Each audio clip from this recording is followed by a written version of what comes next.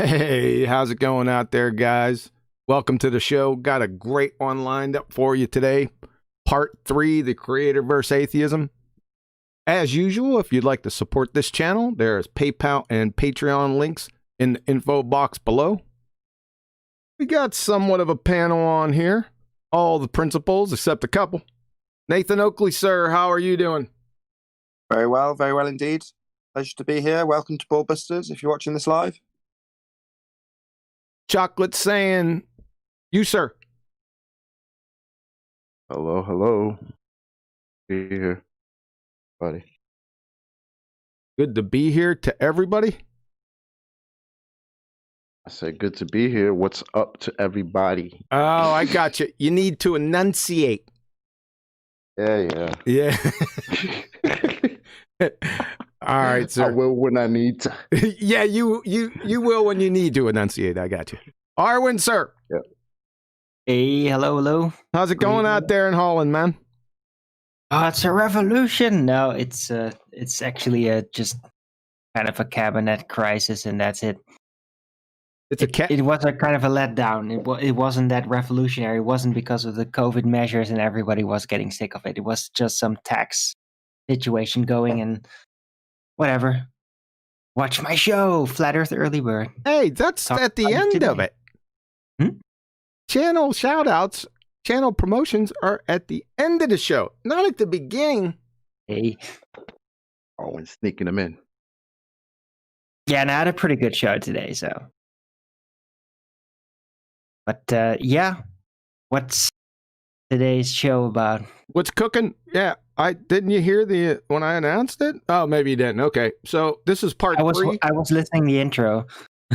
Yeah, you were listening to your part of the intro. Yeah, I understand. It's part 3 of Creator versus Atheism. I think we're going to wrap it on up today. We already did part 1 and part 2. We had a couple, how do you want to say, intermissions that we had to deal with before we got part 3, but we got here. All right. Just loosely, because I don't know what you're going to cover in this particular one. Is it going to be double slit and delayed choice quantum eraser in this one? No, we did that the last time. It's been so long that you forgot. Yeah, that's true. It's been a while. We're going to go through proofs 3 and proofs 4. That is laws of thermodynamics and functional sequence specified complexity. I'm going to review briefly first to get everyone, in the flow, and then we'll go to 3 and 4, and then we'll round up with those. And with the functional sequence specified complexity, will it be at a level that we can comprehend? Or yes. Will it be for advanced users only? No. That's one of my favorite proofs because, yes, incoherent second grader can understand that one. Yeah, I love that one. It's my favorite one. Not what I asked. Will we be able to understand it? Yes. I like that one. Okay. Yes, it's not going to... I don't need to get overcomplicated with that one. In fact, I try to break them down as far as I can. Sometimes it's difficult just from the nature of the subject, but number 3, the laws of thermodynamics, you guys have that in the bag. But functional sequence specified complexity. As soon as you see it, I think you might not be remembering it wholly, but as soon as you'll see it, you'll say, I got it. I know the one. Yeah. Yep. The Adam Meekin, sir. Thanks for coming by early so we can get a radio check. Appreciate that. I had beef tagine, pumpkin salad, mate. I was not rushing that. I'm sorry. It was too good. What? So say that one again. I'm sorry. Beef tagine? Yeah. The hell is that? Like a Moroccan beef stew. So with apricots and prunes and almonds, toasted almonds, and then served with couscous, and that's a really nice roasted pumpkin what salad. The hell are you doing, sir? Yeah, wait there. Delicious. What I'll do, I'll post it in the chat now. I took a picture because it was really bloody good. Oh, a picture. Oh, yeah, fine, a picture. I can go. I thought you were going to post the recipe. I sort of said, don't bother.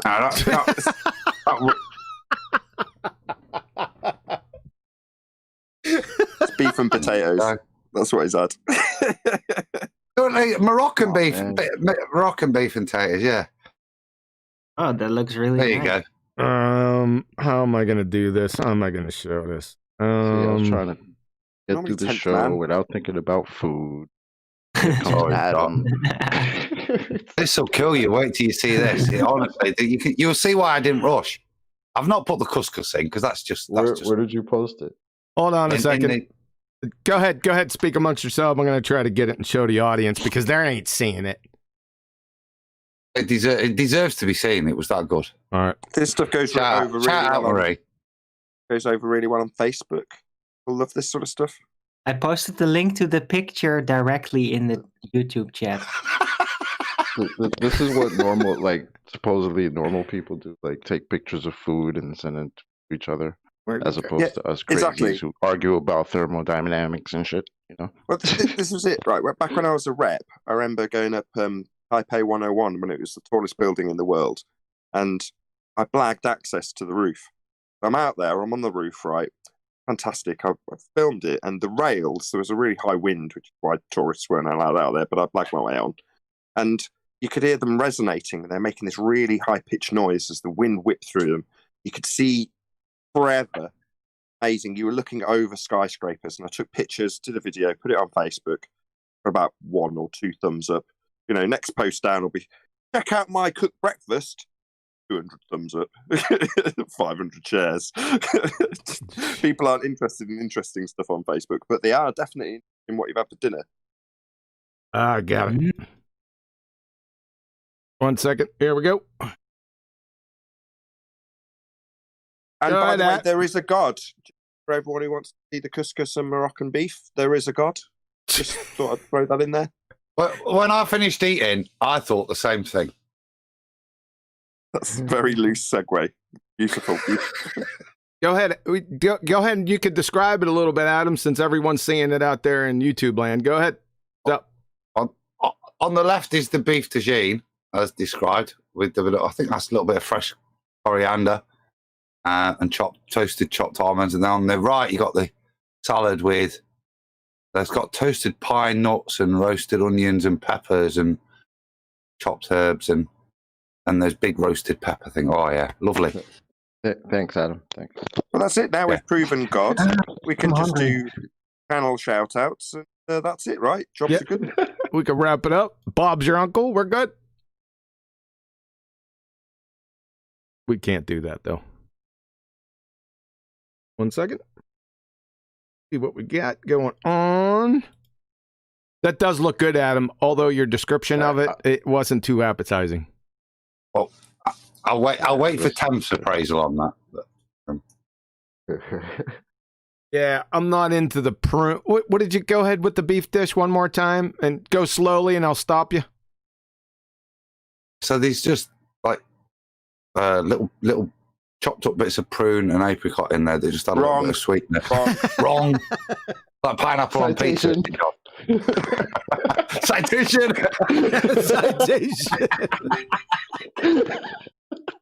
It was Adam made. I have no credit for that. Nathan, as soon as you said prunes, Nathan said, wrong.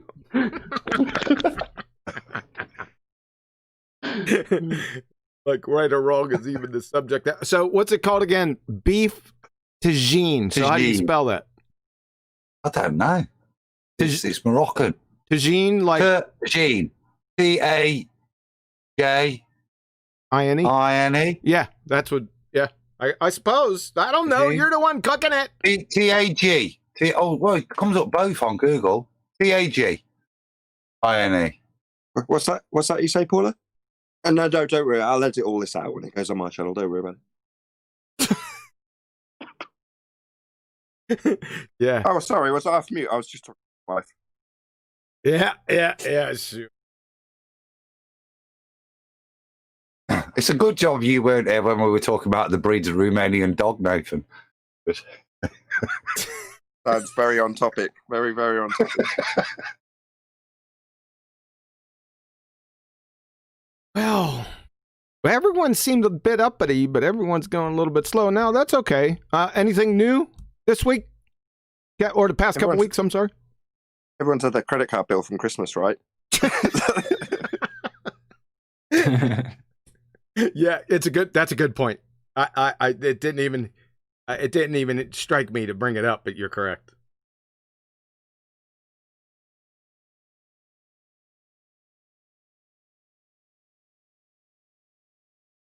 Okay. That moment of silence was us all praying. Well, it's not a bad thing to have a moment of silence for a dearly departed friend, low model.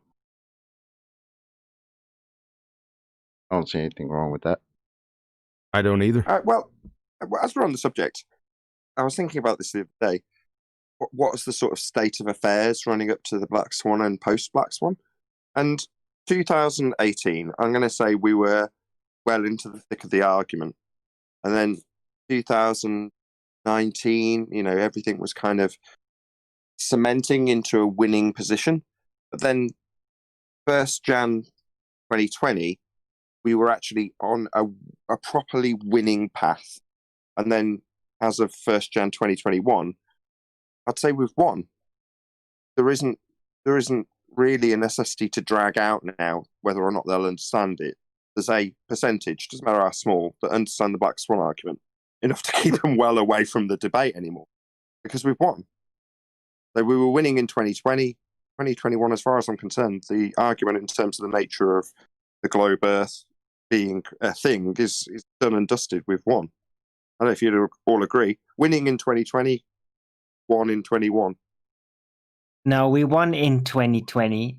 It's just that now it's finally starting to sink in with the rest of them. That's what I mean. Once you've presented your argument or dealt the death blow in metaphor, then yeah, at that point, technically, that's the winning moment. But obviously, the battle continues. The field is still full of people throwing spears and stuff. And it's only after a certain amount of time that they go, no, it is actually done and dusted. That is it. One side has actually won.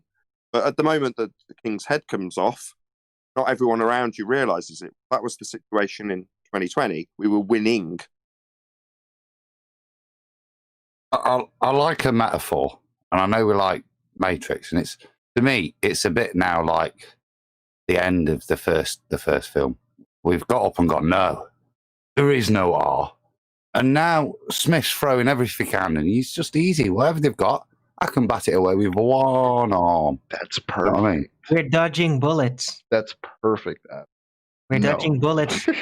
They are using their full rompusing powers and literally scattergunning with deviations to the argument, and we are just moving like agents because we get it now. Yep. You know the latest one? This is brilliant.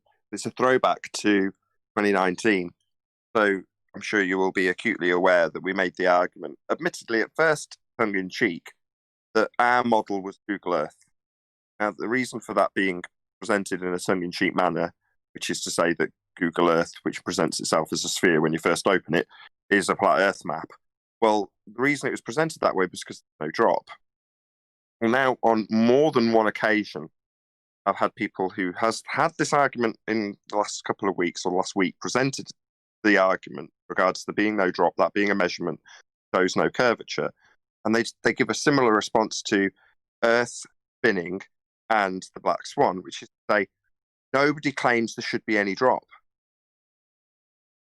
That's the most ridiculous. Go ahead, finish up. I'm just saying that's the response I'm getting. So you present somebody the fact that it's not measuring as curved and there isn't any drop, and Google Earth is in elevation profile presenting the world as flat, and their response is, we wouldn't expect to see Earth curve. They wouldn't expect to see drop. You wouldn't expect an elevation profile to show that Earth is curved. Those are the responses I'm getting. Sounds very familiar, huh? Would it expect to see the geometric horizon? You wouldn't expect to see rotation, 15 degrees nation. Why would you not expect the geometric horizon you're looking even though it's all our claims, why would you expect to see any of our claims? This is what you guys are saying, man. Get a grip. Ballers. What they used to say, and now they're retracting. It's worse with Google Earth, though, isn't it? Because when you're looking at the topography, the profile, and what they're saying is we wouldn't expect to have it laid out as it would actually look on our ball. We expect you to not lay it out the topography as you would see it. We want you to straighten it out and show it as if it was being viewed across a flat plane, how the topography would be viewed. And that's their excuse. In other words, you need to imagine it. Yeah. Was it a Rumpus the other day who said you don't have the imagination? Something like that? Yeah, I think that show comes out on Sunday. That's when I'll release it as a brand new Flat Earth Debate Uncut and After show, because I believe it was in the after show that happened. Am I wrong? Either way, yeah, there's some very quotable quotes from that particular session with Rumpus. Yeah, I've been waiting. I listened to today's show, and you're exactly right. What he did was, among the other train wrecks, was you took him through how there wasn't supposed to be any elevation changes, and he agreed to every one of them, and he said, yep, it's a sphere. I was dumbfounded. I don't get it. It's flat out cognitive dissonance. It's shocking, right? They don't know the quintessential tenet of their religion, which is 8 inches per mile flat. Drop. Per mile. 8 inches per mile. I don't know. I don't even think they even know what it is anymore. I don't get it, ballers. It's the quintessential tenet of your religion, and you just do not. You say everything's level. Well, thanks. Welcome to Flat Earth. Snacks are in the back. Bathrooms on the left. DJs spinning. Requests. Smoke them if you got them. But it's still curved in circumdicular geometry. Level is circular in circumdicular geometry. So and donut shaped, I've been told. What was that? Sea level would be level everywhere on a donut. That's how nuts they are.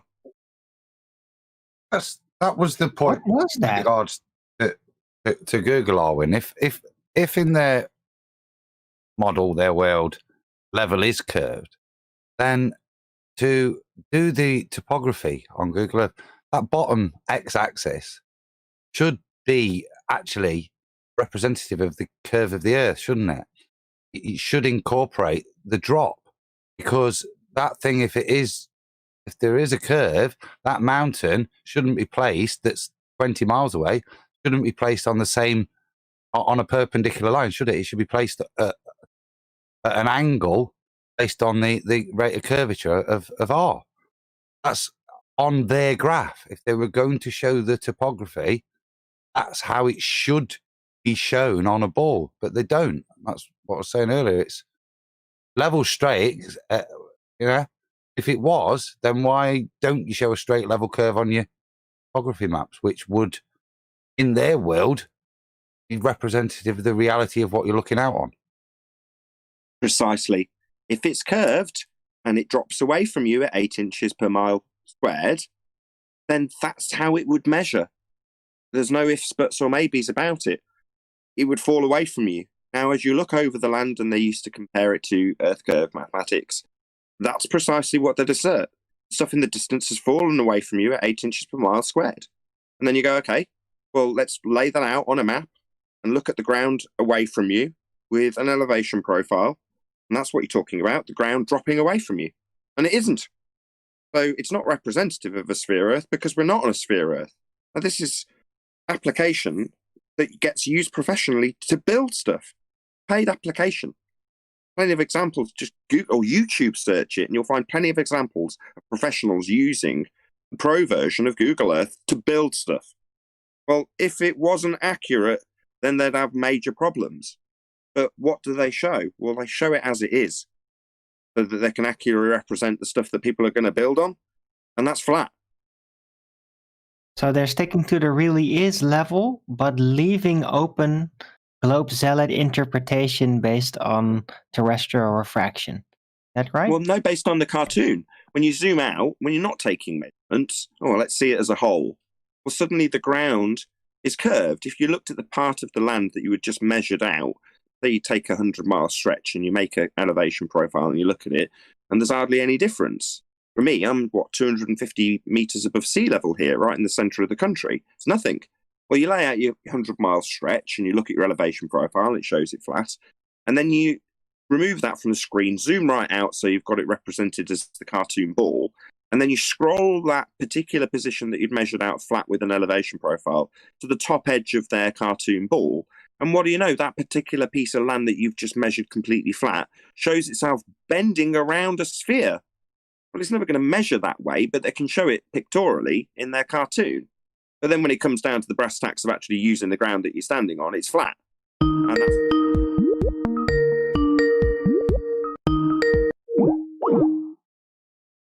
Who called BALLBUSTERS? Sleeping Warrior. Oh my God. I was going to say, it's got to be Tony. I just have to hang it up there as well. It's got to be Riley. I'm going to... Don, if you go and start, I'll... Tony, I'm going to bubble your eye. Okay? Oops, sorry. Go ahead, Nathan. He interrupted you. You were on a roll there. No, that's it. I'm pretty much done. You know, if it measures flat and people are using it professionally and building stuff, taking into consideration the lay of the land and its elevation profile as flat, then it's flat. That's what it's measuring and being used as. That's what the land is doing. The fact that they claim that it falls away at 8 inches per mile squared when you look across the land and then compare it to a side elevation orthographic view that removes all aspect of perspective by giving the targets in a whole number, full size, actual size, feet and inches or meters, so that they can remove all aspects of angular size reduction at distance, doesn't mean that the ground itself is actually falling away from you. That's their way of hijacking an effect called perspective and calling it Earth curve by way of a reified sphere edge. But Google Earth, in terms of the actual topology and how it's measured, it's measuring flat. It doesn't matter that you can then zoom out from a non-physical, non-measured 2D representation of a sphere Earth with a cartoon on Google Earth and show the exact bit that you've just measured perfectly flat as being depicted as curving around the edge of a sphere. That matters not. But that's what they'll go to. Yeah, but it looks like a sphere when they show you as a cartoon. Yeah, well, it's being paid for and used and built on as flat. So who cares what it looks like in the cartoon depiction? Right, and mathematically, you could probably even figure out like how much the flat surface, the actual projection on which it is based, is being warped gradually into a sphere as you zoom out.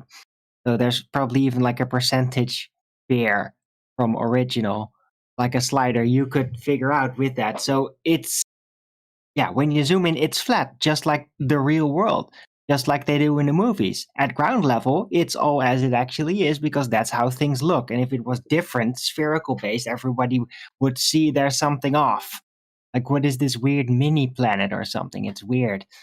But then when you go away from the Earth, even with CGI and spaceships and all that, yes, then they have to kind of switcheroo it. And then suddenly you look at the spherical world that you kind of just left, right? Got out of the atmosphere. And then it's all spherical. So it's basically the same trick they're pulling, except they're doing it through math with the model warping from flat to sphere in Google. I remember when you showed me it halfway through, so at the transitional stage on what was Google Street View. So about 2 years ago, when you came on the show and showed me in one of the pre-shows, that as you moved around in Google Street View with a now spherical Earth, because they've made a big deal about them converting it to actually have a sphere when it didn't before, but you could zoom out and do the same thing. Anyway, when you were halfway through, so you're not using the actual land that could be measured with a elevation profile, you showed that as you moved around the map, the scale changed. So along the bottom right-hand corner of the map, it shows the scale that you're using. And all you'd be doing is moving your mouse and sort of dragging the cursor so you move across the land as it shows it on a sphere. And the scale would be jumping up and down all over the place. Do you remember showing me? Oh, yes. And it's still there to this day. It's still there. So, right, we get to know this certain type of map layout, and that's what it's based on. But when you actually hover over those locations, the scale is different as in other locations. So this apparent globe model is not the scale. It's completely warped. Yeah, the way they've depicted it is just so it looks familiar. in terms of how they've claimed it's photographed at various different zoom lengths that change in size and scale. But in reality, you can say what's considered, at least in the program, at a fixed distance or fixed height above the ground looking down on it, like you were a quote-unquote satellite. But you're not changing your elevation, you're just moving across the land and seeing that the scale underneath you is changing vastly.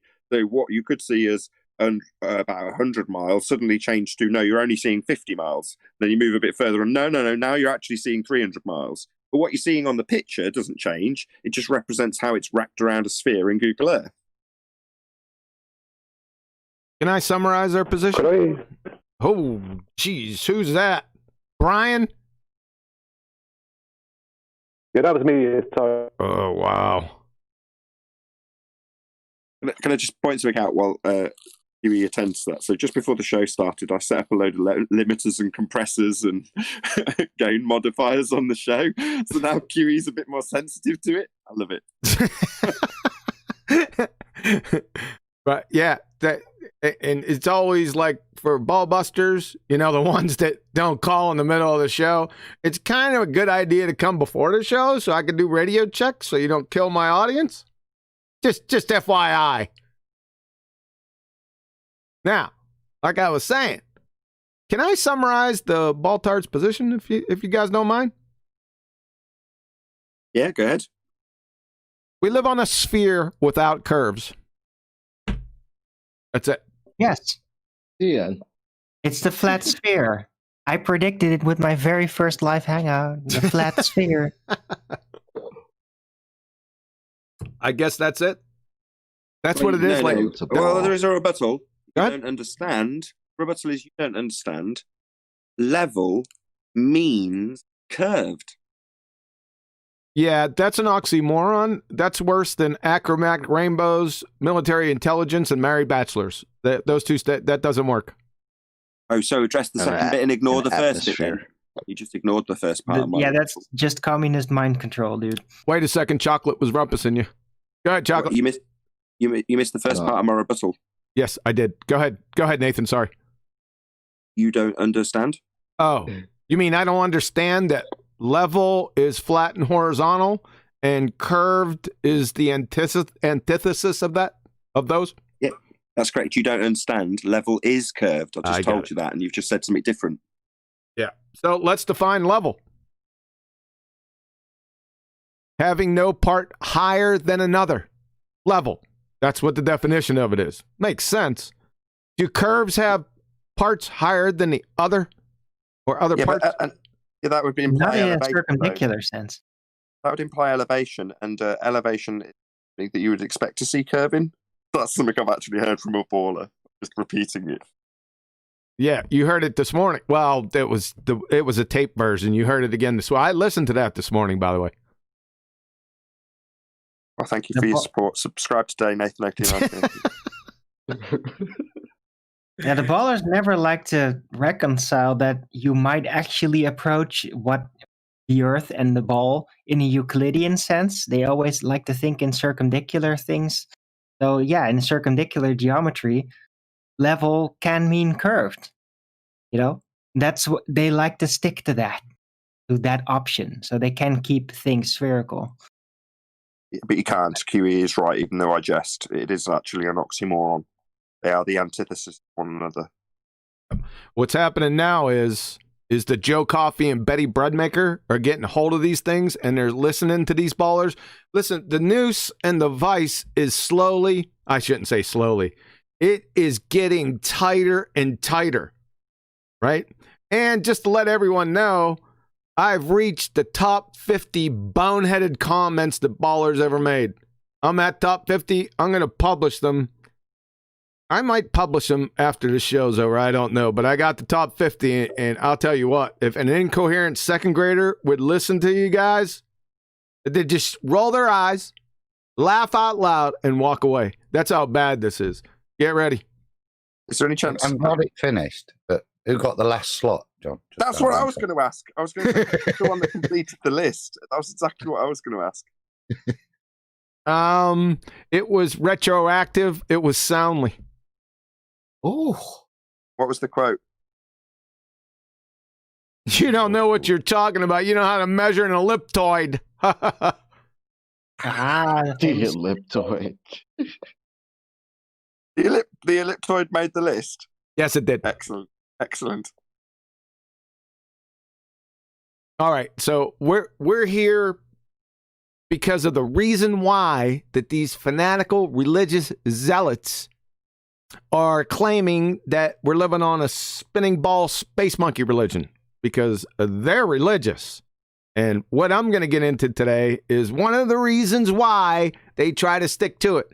Because listen closely, the pseudoscience priests are trying to hide the creator, this is the important part, from the can't fog a mere masses. That's the important part. Don't lose focus on that. All right? So, we ready to get started? Amen, brother. Let's go. Amen. Yeah, I seen that. And a woman. Sorry. Let's see what we got here. Let's roll. Like I said, I'm just going to review this because it's been a few weeks since we've been here. So I'll review it, reinforce it with the third proof, and then we'll move on from there. So, creation, right? They're not even parroting the correct pseudoscience. So when they say, oh, you're a creationist, what? So are you. You're just not aware of it. They just make this stuff up because, like I said, they're not even parroting their pseudoscience correctly. Here we go. These are some top guys. We got Alexander Vilenkin, Professor Paul Davies, and the late Stephen Hawking, right? They're going to tell you, but you ain't going to listen. Here we go. Alexander Vilenkin, Many Worlds in One.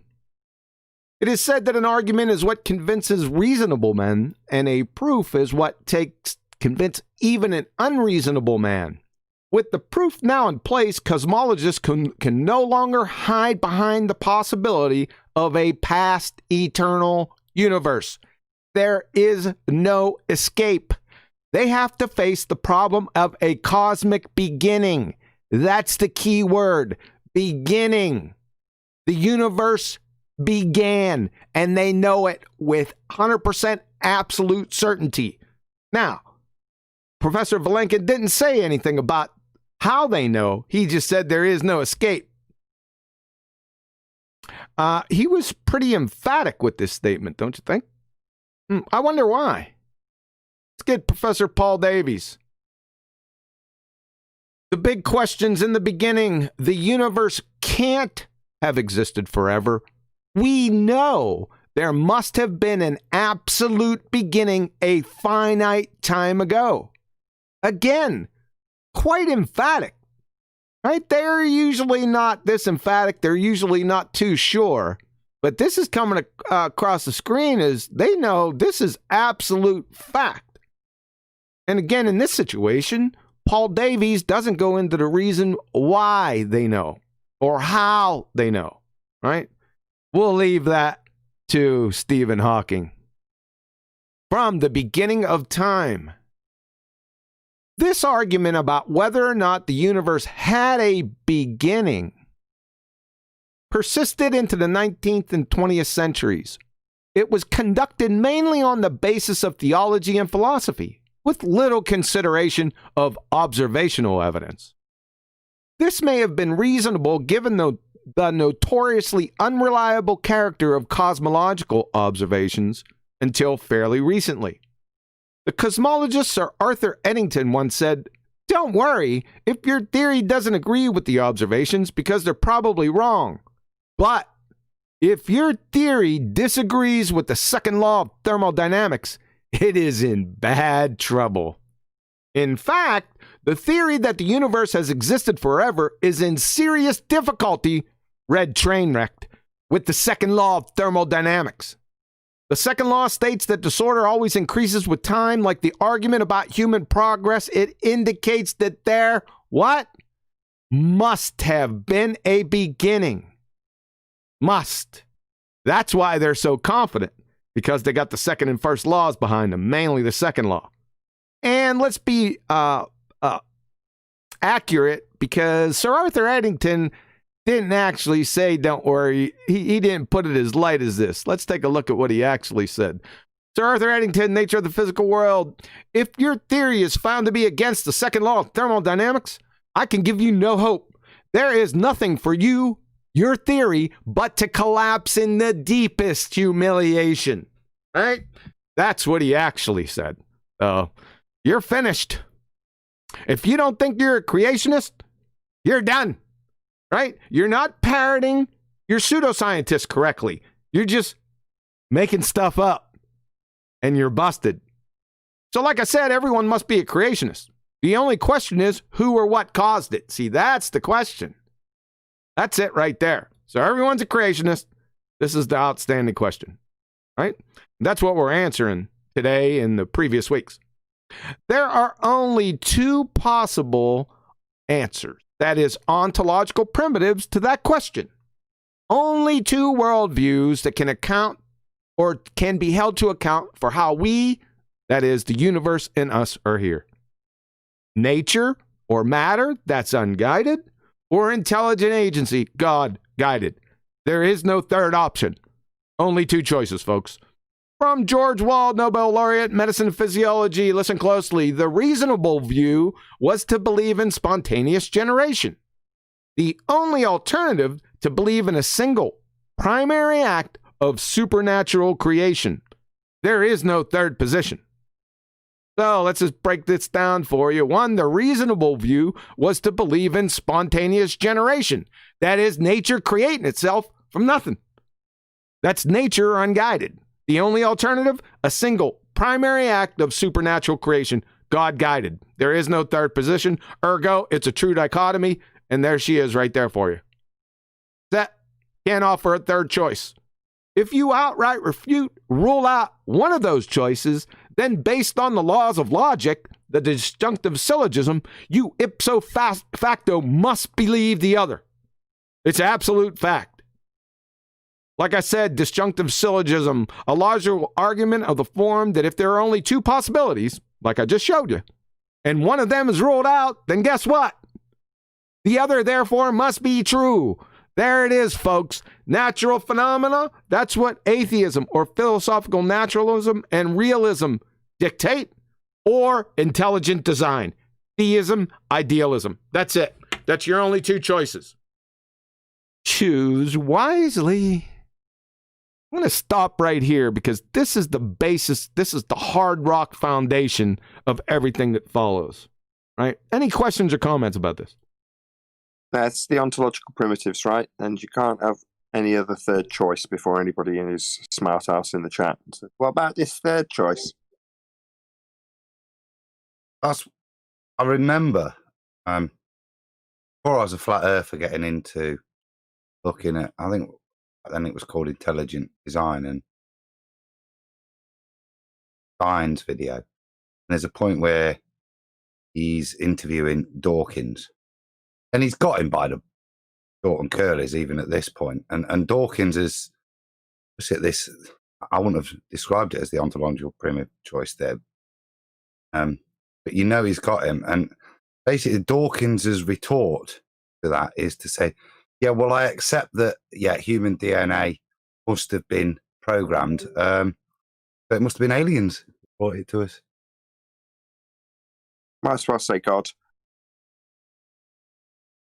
It doesn't escape the problem, does it? All it does is you put the issue to another place in their spacey universe. Yes, it kicks the can. It kicks the can. Another name to the intelligence.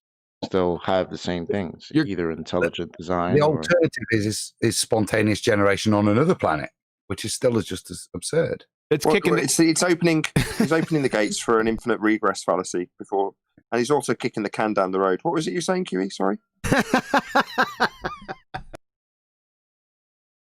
A quick shout out to Eagle Plane Anchor who smashed your super chat, but also a shout out to, I think his name's Mountain Smithy. He asked the question, any scientific evidence that you can get something from nothing? And I'm in the chat saying, yeah, you've hit the nail right on the head. That's what this all boils down to, right? You can't have nature creating anything. It's the first law of thermodynamics violation. So any scientific evidence? Well, no, you can't create something out of nothing. So what comes before that? Well, you must have had a creator. I know I'm jumping ahead, but just somebody in the chat mentioned it right at this early stage. I thought I might as well give them kudos. Yeah, like I was saying before, that's just kicking the can down the road. And if you say aliens, because that's the number one answer I get for the third choice, that falls under intelligent agency itself. Yeah, that's why I said you might as well say God. Unless you're opening up your infinite regress fallacy. When you say aliens, well, you might as well say what he's describing for that to make sense is something that comes before the first law of thermodynamics violation of it all creating itself. Impossible. So if you say aliens, well, I know you've got to have the alien come before the actual creation of anything. Well, ergo, you're just saying God. Unless, of course, like I say, they're just going to move it onto an infinite regress fallacy. Well, who created the aliens on that planet? Well, the aliens on the planet over there. And so it goes on.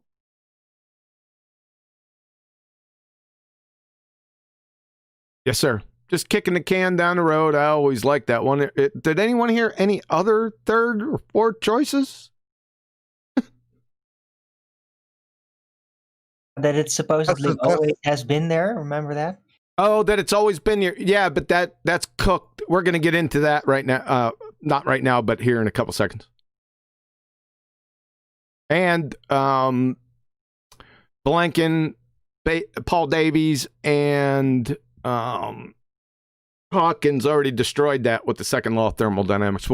Like I said, we'll get into the details of that here in a minute. I was going to say, Owen probably realizes entropy overcomes that argument, but he's leading. It's that topic of show, right? Yep.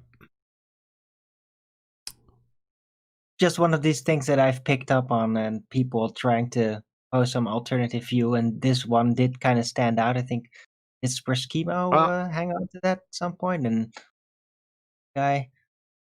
but yeah, they didn't really stand up. I just heard this the other day. In fact, I think it was yesterday. They said there were thousands of other choices, and then the guy retracted and said there were 12, and I was okay, go ahead. And funny, I didn't hear even the third choice. Shocking. Right, just repeated the ontological primitives. That was it. Yeah, he said there were thousands. Then he said, "Oh, I'd like to correct myself. There's about 12." Okay, start off with the third one. Of course, they just went on to another subject, right? Yep, there's no third choice, ladies and gentlemen. The two ontological primitives stand. They cannot be overthrown. Either one or the other. Well, not really. It's just one. Yeah. Yes, we're going to get to that right now. So, go ahead. Final thoughts on it? I was just thinking, what would you say to people that theorize or fantasize, however you please, that humans may not be like the first species, that there were like previous, like the Adam and Eve story is technically fiction, and that originally we were created by the creator, but it was like previous versions that eventually, changed. That's what I'm saying, Arwen. Rebuilt. Hawkins kind of falls back onto, whether that's some kind of Nephilim creation from whatever, do you know what I mean? They're still falling. That's fine, and there's nothing to say. If you want to kick the can to there, fine, move it there. You've still got the same issue to deal with, haven't you? Absolutely. Yes. Yeah, I like to describe that as kicking the can down the road. Yes. Yes, you do, don't you? Yeah. That's copyrighted. Yeah, we'll get to it though, right? Who created the creator's creator is no different to who created the alien's alien. Yep. We're going to get to that. That's going to wrap everything up. All right. So, like I said, we reviewed. I'm not going to go over the first two proofs or information or anything. We'll get right to the third proof, which reinforces the review that I just undertook. So, the laws of thermodynamics. So, the first law of thermodynamics, the total amount of matter or energy in the universe is constant. That is, what they're saying is nature or natural law cannot create or destroy matter or energy. If you take that in combination with the second law of thermodynamics, which states the amount of energy available for work is running out, the universe is moving inexorably to maximum entropy or heat death. I call it the big chill.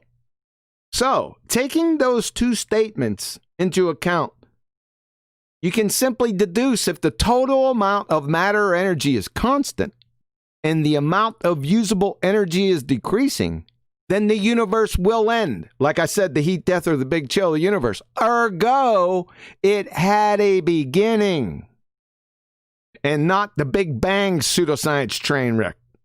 We already dashed that into pieces. So, since the first law states that nature or natural law cannot create or destroy matter or energy, and since the universe had a beginning, second law of thermodynamics, and since there are only two choices, nature versus intelligent design, for the how of that beginning, and since matter or nature can't pre-exist before its existence, then poof itself into existence, and before that poof itself from nothing into pre-existence, therefore a creator. See how that goes? Want to stop right there? Any questions? To Tony Whitcomb for the super chat. Did you want to read it? Because I can't have this page and that page open on my iPad at the same time. Let me see it. 1 second. I can read it. I got it. Look at an octopus for as an example. That would have to be intelligently designed, and it's not even top of the food chain, but that can't be made from a Big Bang. Makes no sense. Yep. It's worse than that, right? Back to Betty's appeal, right? Go ahead, Nathan. I was going to say, didn't that get covered on the last show as well with the sandcastle? Yeah, we're going to get to that. Or is that in this show? No, we're going to get to that.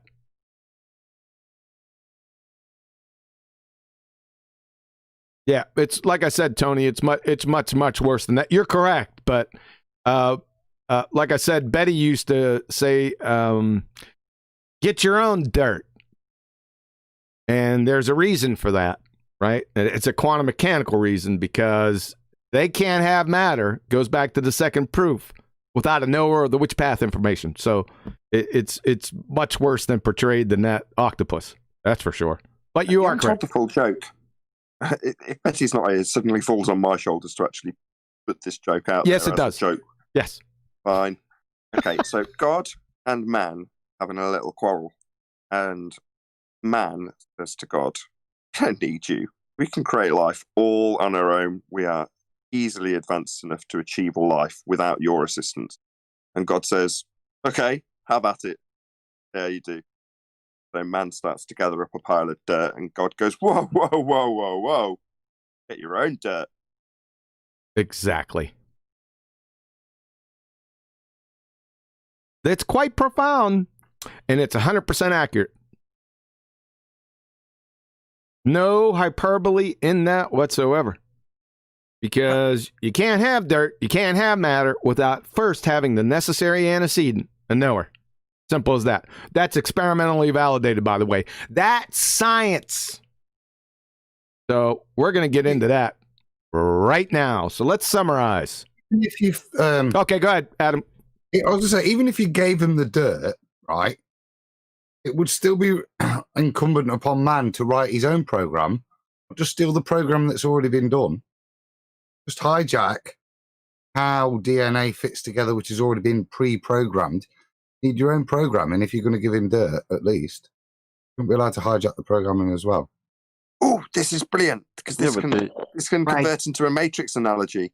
Exactly right. So in that joke, imagine, just so you can remove yourself or put yourself once removed from the example, if you have Neo in the Matrix and he says, "I can create the programs within this matrix," and then he starts utilizing all the stuff that's around him, the code that's all around him. Well, the guy who's created the code in the first place goes, "What are you doing? You can't just start yanking bits of my code out of this matrix saying you can create your own. Obviously, you've got to start with your own code." That's what Adam's saying in terms of DNA. Well, the same principle applies. In terms of the joke, it's like, well, you're going to say that you can create life. You've got to you've got to create the building blocks first, not just start gathering up the stuff that's already created.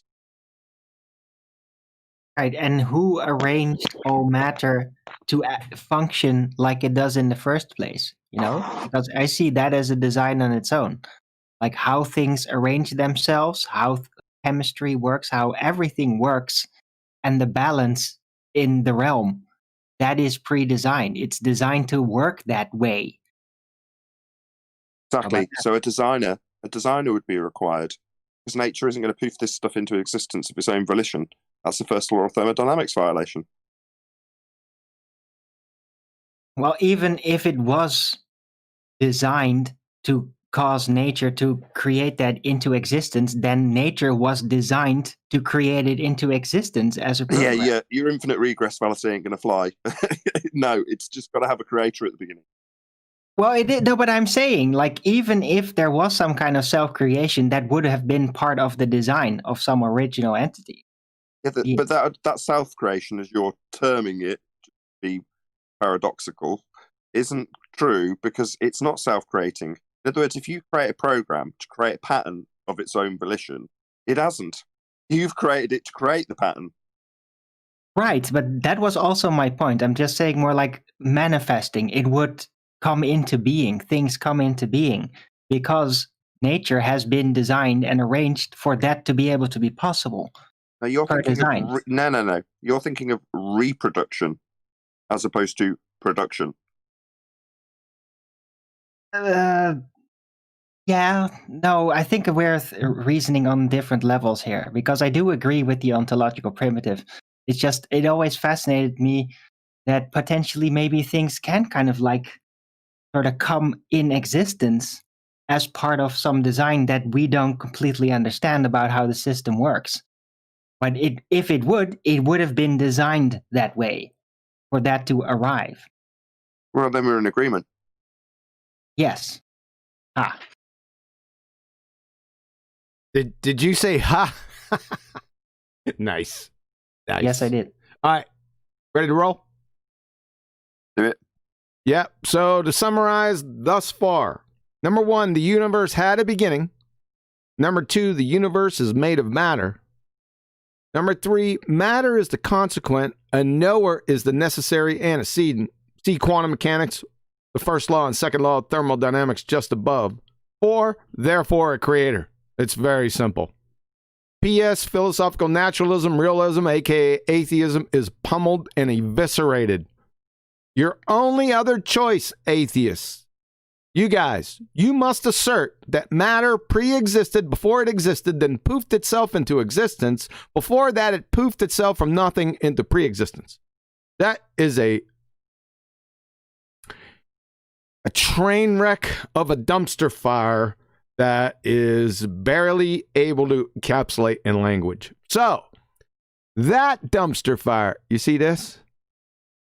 All this directly violates the first law of thermodynamics, the second law of thermodynamics, quantum mechanics, and remember, by the way, quantum mechanics, the laws of physics are always quantum mechanical laws.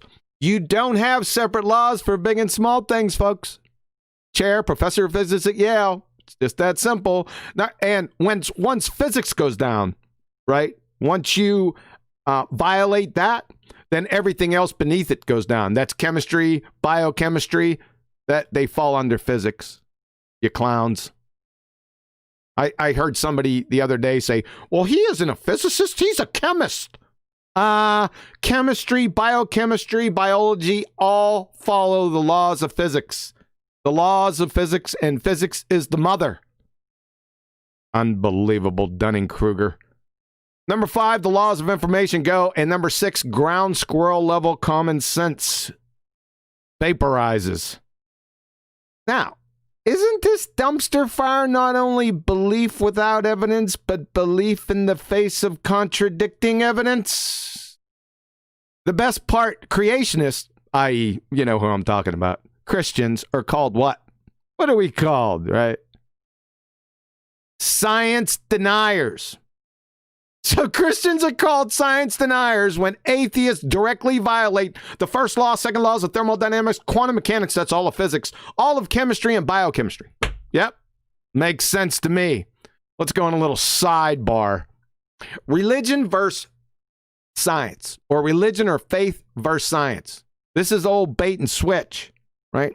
I used to dog out website owners for populating their subject material with this title, Faith versus Science. You'll see it everywhere. You still see it today, right? It's a train wreck, right? All this is a bait and switch. I'll show you. The powers that need not be couch or frame the argument as science versus faith, right? That's how they do it. Because religion is belief without evidence. Faith, in other words, faith, belief that does not rest on logical proof or material evidence. That's from the American Heritage Dictionary in 1991. Versus science, and of course what they're trying to ride here is the scientific method and couch it in those terms. Let's take a closer look. So, like I said, on its face, it's a proxy or juxtaposition on the methods. Faith, the method, is belief without evidence, which is factually incorrect. We'll get to that. Versus science, the method, the scientific method, which is also incorrect because it's the masqueraders. They're using pseudoscience. They're not using the scientific method. So it's a convoluted juggle scrabble. That's all it is. We'll get to that. In reality, the so-called disciplines that are screaming from the rooftops that there is no God or no creator are who? Well, the ones that don't follow the scientific method. Remember the clowns I showed you before, right? We all know this. Paleontology, anthropology, archaeology, geology, evolutionary biology, and yes, I'm still laughing, and whatever that is. Theoretical physics, that's non-experimental, by the way. Astrophysics, astronomy, and cosmology. What do they all do in unison from the rooftops? Everyone knows, right? There is no God. Wonder why that is. Is that a coincidence? But remember, crocheting is more scientific than all these clowns combined. So the science part in science versus faith is actually religion. And biblical faith, remember, has substance and evidence. Hebrews 11:1. Now faith is the substance of things hoped for, the evidence of things not seen. Another tiny little problem. 1 Thessalonians 5:21. Prove all things. Hold fast that which is good. Prove all things? What? Does this sound like a rally call to believe without evidence? Is Christianity a religion? Nope. It's religion versus faith. This is the actual argument that they're putting forward with the facade of science versus faith. This is it. Religion versus blind faith. That's the juxtaposition with different words. Right? Science versus faith. Yeah. Let's flesh out the true dichotomy. Atheism, let's review. Atheism directly violates the first law, second law of thermodynamics, quantum mechanics, that's all of physics, which takes chemistry, biochemistry, and biology with it. The laws of information and ground squirrel level common sense.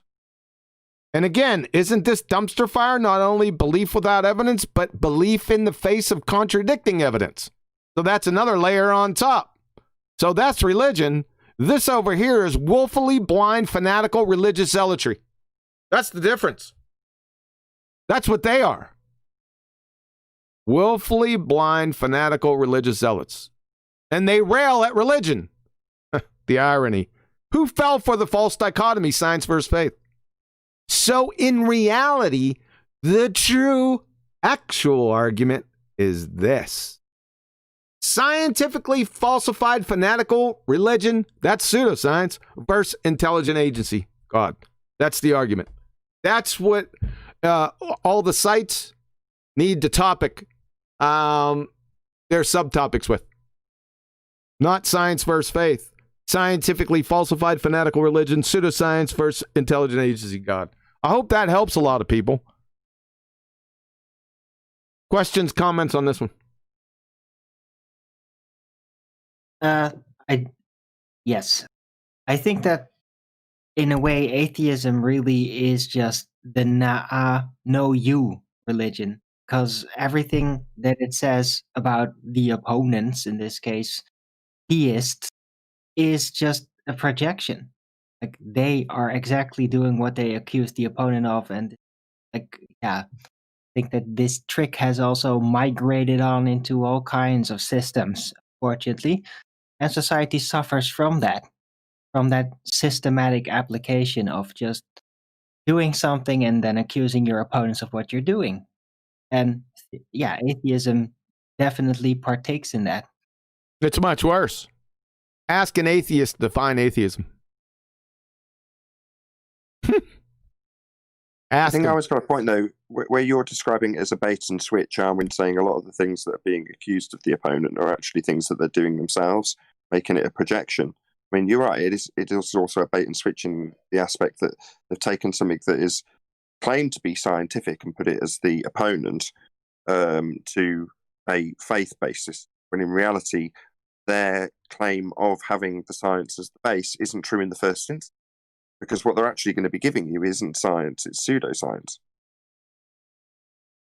Yes, and that's just in the field of science and knowledge. I got the same feeling there, Arwin.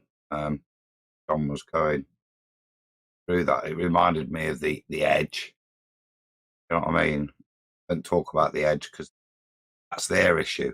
They deflect. So where's your baller's edge? And it's the same thing here.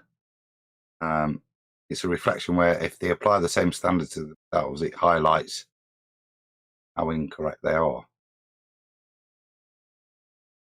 Right, so it's like a preemptive strike tactic. Yes.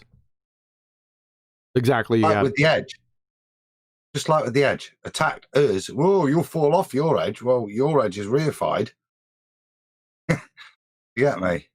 No, they get it from to attack our edge and discuss theirs. They get it from the incoherent Hillary Clinton Academy of charging others what you do before you say anything. That's what's happening here. And physicist.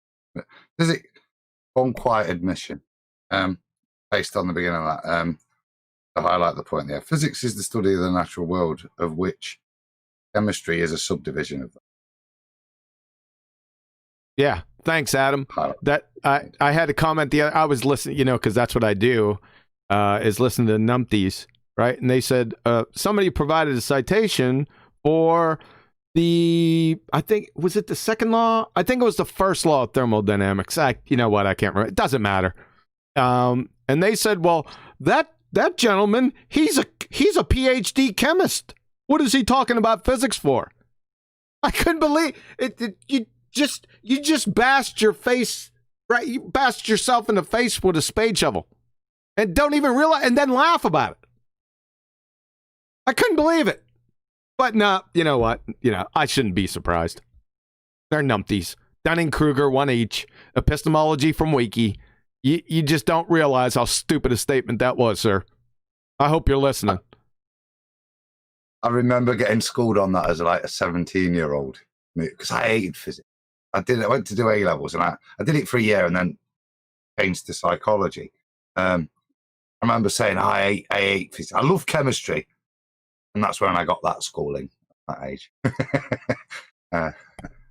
What you on about? Chemistry is physics, you doofus.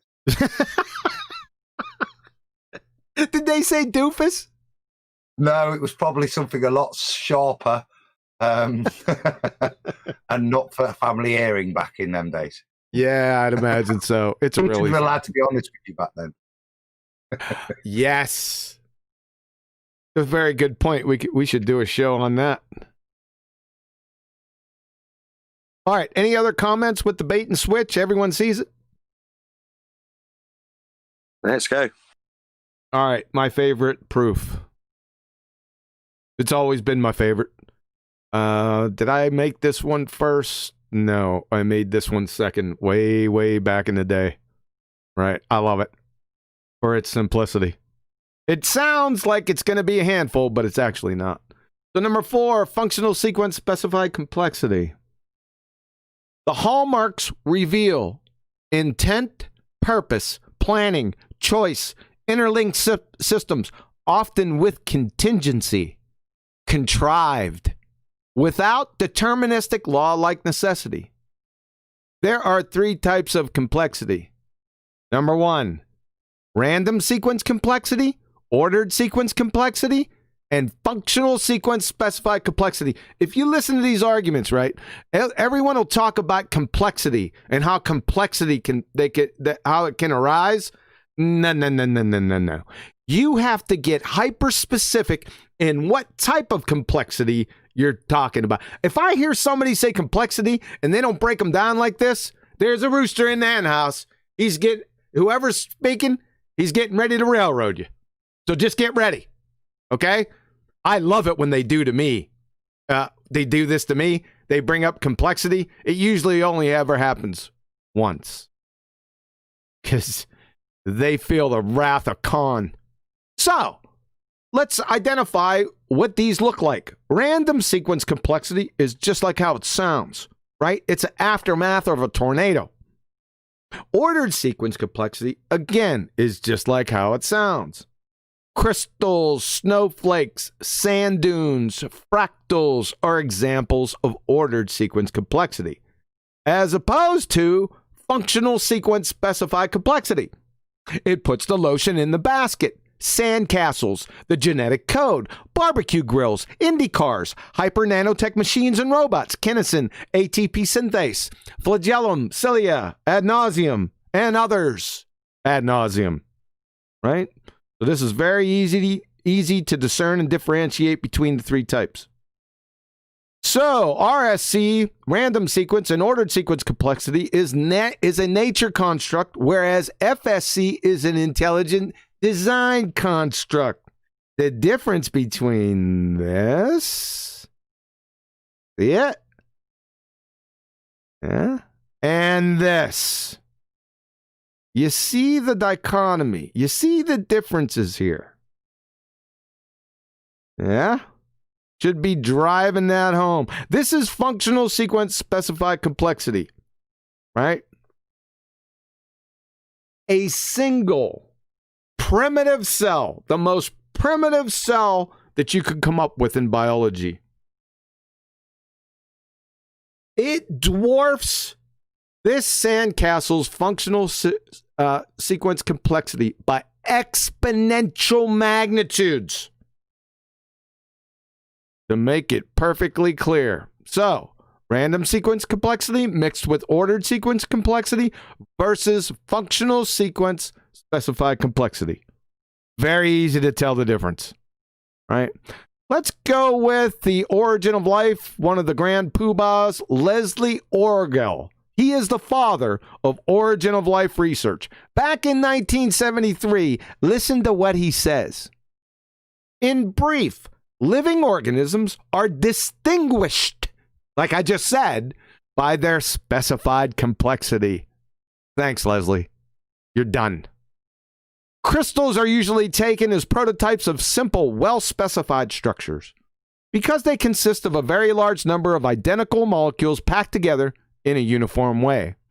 Lumps of granite or random mixtures of polymers are examples of structures that are complex but not specified. The crystals fail to qualify as living because they lack complexity. The mixtures of polymers fail to qualify because they lack specificity. So he's shouting this from the rooftops. I love him for it, right? He just destroyed his own religion. He was an atheist, by the way, and an evolutionist. I don't understand how educated, intelligent men can't see this. Right in front of their face. From the father of information theory, H.P. Yockey. No, it's not Claude Shannon. It's H.P. Yockey. Listen to this. The attempts to relate the idea of order, that's ordered sequence complexity, with biological organization or specificity must be regarded as a play on words that cannot stand careful scrutiny. Thank you very much. This, folks, is a joke. The comparison.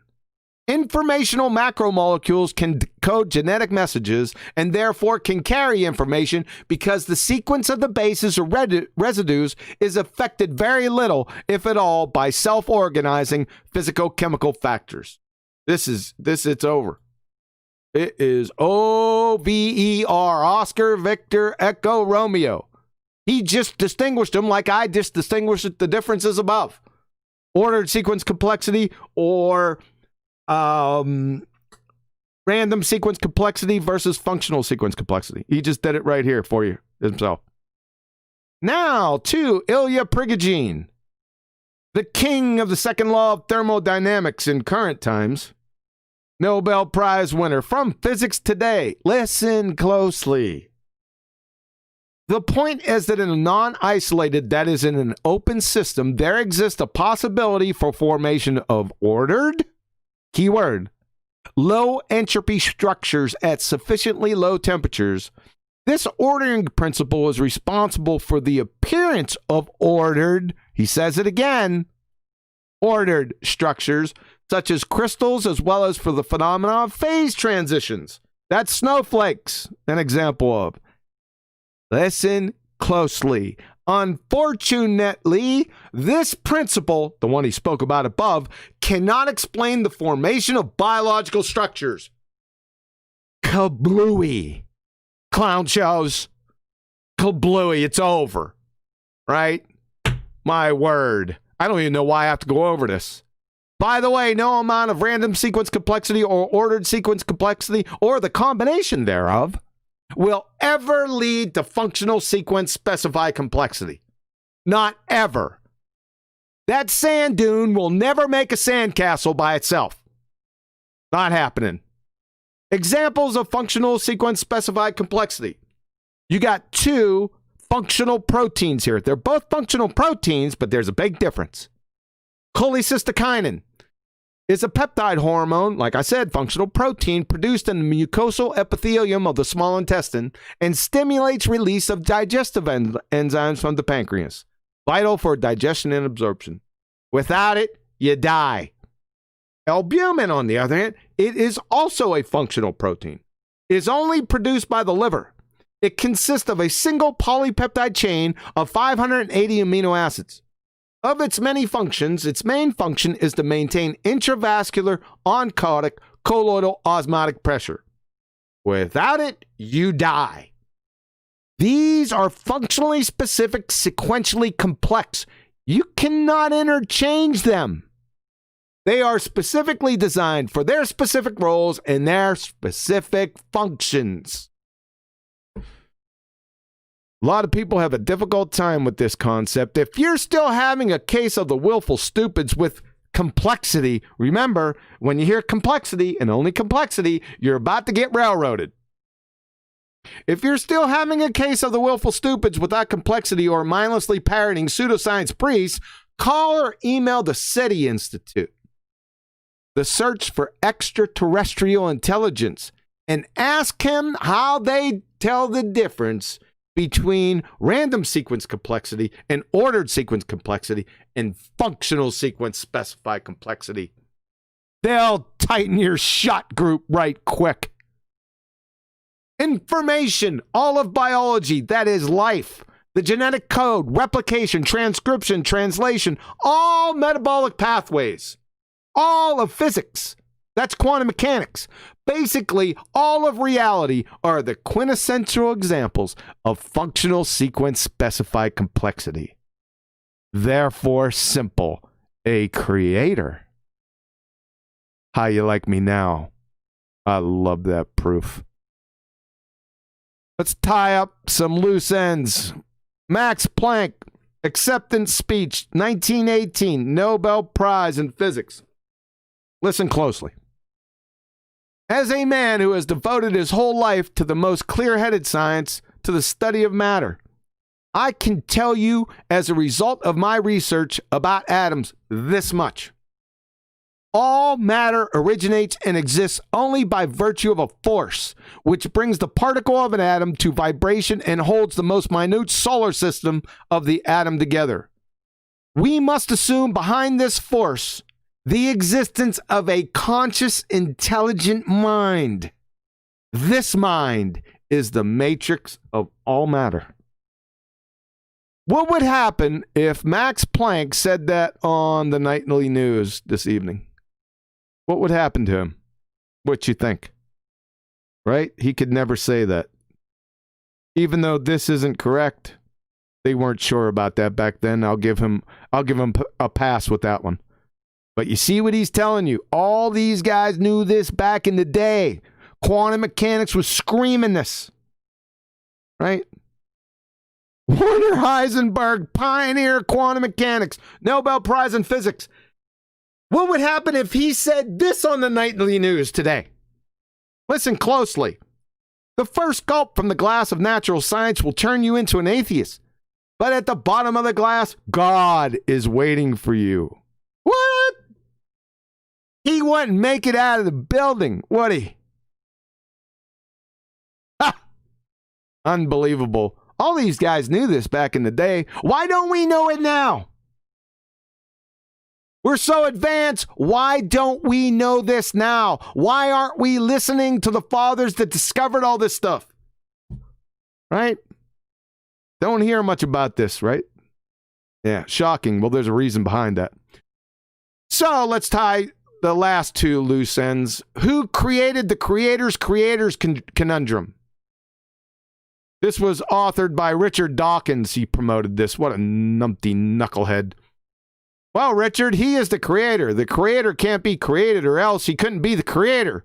By simple definition. Duh. Furthermore, logically, for finite things to exist, that is, the universe and us, there must be an eternal, always was source. There must be. You can't get out of the logic. Always had to be, for finite things, an eternal, always was source. It's a contingent necessity, antecedent fact.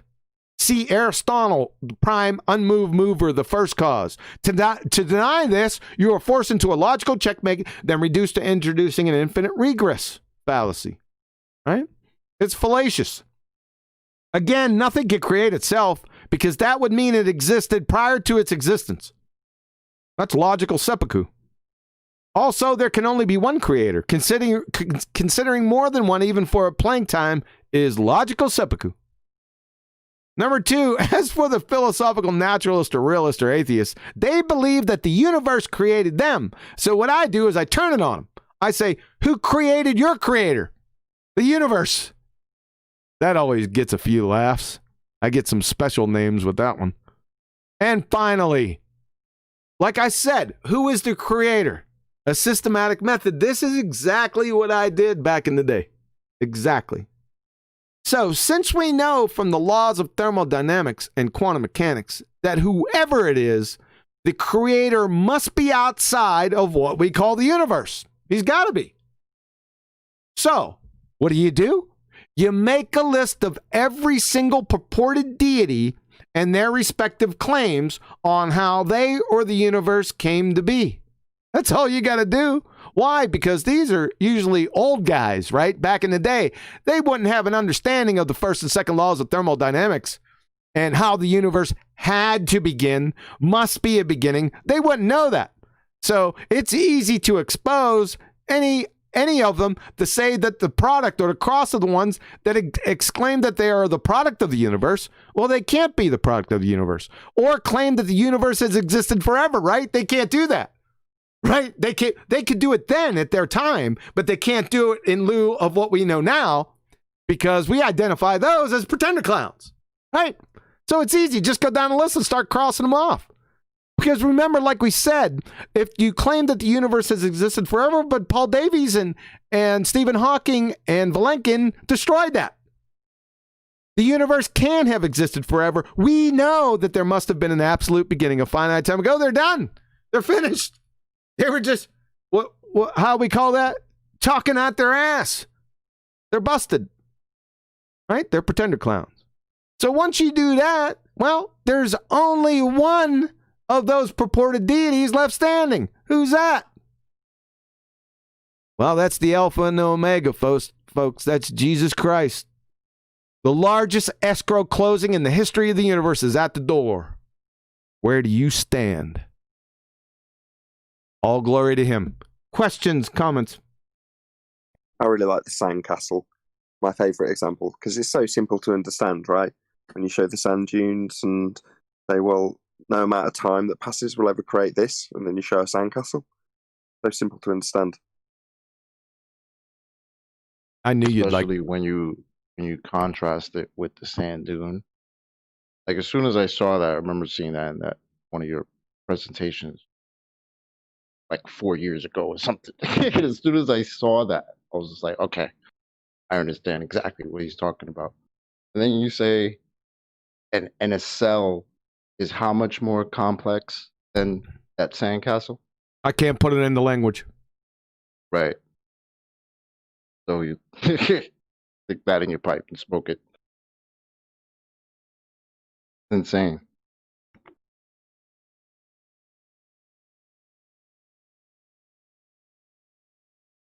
For me, John, it's the kind of the reverse. You mentioned the thing that did me with that, and you mentioned that anybody that starts to look into this, you start out as an atheist. Oh, okay, look, I can see the plans. It's not that difficult. But when you get to the bottom of the glass, there is only God there. There's the realization of true majesty of what's unfolding in front of you from a biochemistry point. And the one that sold it to me was kind of the reverse. It was the word you used, flagellum, in there. Something as simple as the move from a splodgy little cell to a little sperm-looking cell, a cell with a spinny little tail, the flagellum.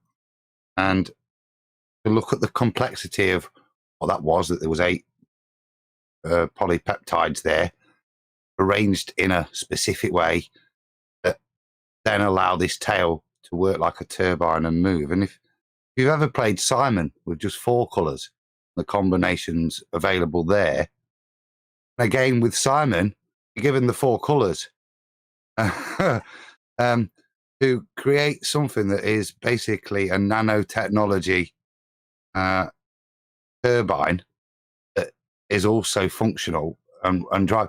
To have something like that, try and pretend you could have any intermediary thing works, but you look at it from, and don't jump on me, from that evolutionary perspective that this is formed by randomness. I'd say go back to playing Diamond Mastermind, all those kind of probability.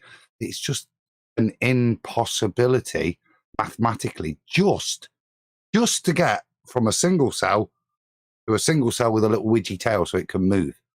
The rest of the things, when you talk about albumin and all the complex interlacings of the body's biochemistry, just in digestion and blood chemistry you mentioned there, to get to that and to have any form of balance with it either working, just not mathematically feasible in any way. And I think most folks that get to that level of understanding of what's going off, that it's just not a blobby cell that just does it, are left with those ontological premises. And I don't think most people, when they think about it, they're left with, at least there's an admission of intelligent design, like I said, and kick down the can route, you might get the best thing. Do you know what I mean? But I think most educated people realise that the evolutionary process is reported.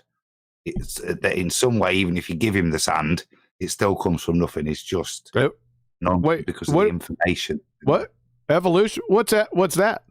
I knew. That's why I said you have to forgive that. I did try and quantify it as just complete randomness, preformed, already encoded genetic material. I couldn't let it go, Adam. I'm sorry. Did you get me? But that's the point of it. When you do look at it, and I think the information what you've done really unveil the majesty of what's going on. But like I said, even with the flagellum, the complexity in that nano turbine is just beyond the chance of random probability. that's the funny thing about that joke, right? The get your own dirt, because it's like, all right, God tells him to get his own dirt, but he's about to try to do that, made up of cells that he himself can't even recreate or create. Just think about how complex it is. We can't recreate the things that we're made of, like cells and shit, right? So you're about to try to do that, but you're already doing that based on the life that you already have. So get your own dirt. I mean, get your own cells. You know, I don't know. It's just crazy how complex it is. I think that just can pop out of nothing. That's insanity.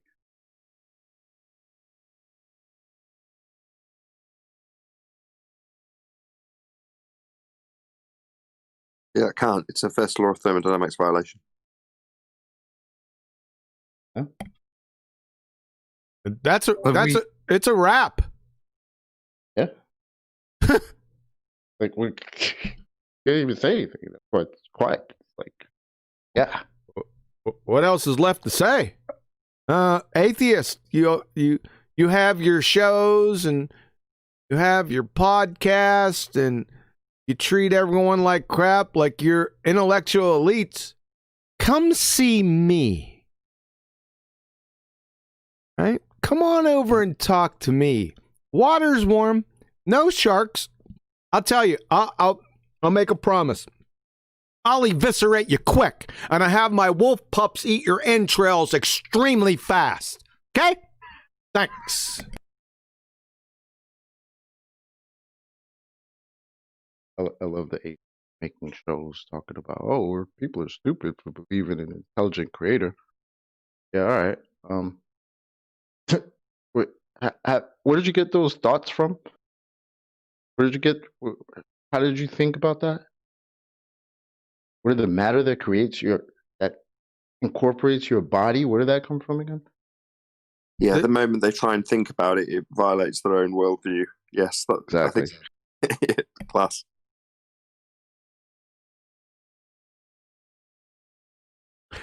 I don't know, Nathan. We're pretty much done. We can go and get You could go down the list. Can you do that, or you want me to take that over for today? I can do that. Okay. Let's just have a look who's in. We've got Brian's logic. Have we heard anything from Brian yet? Yeah, I think he coughed or something. Brian.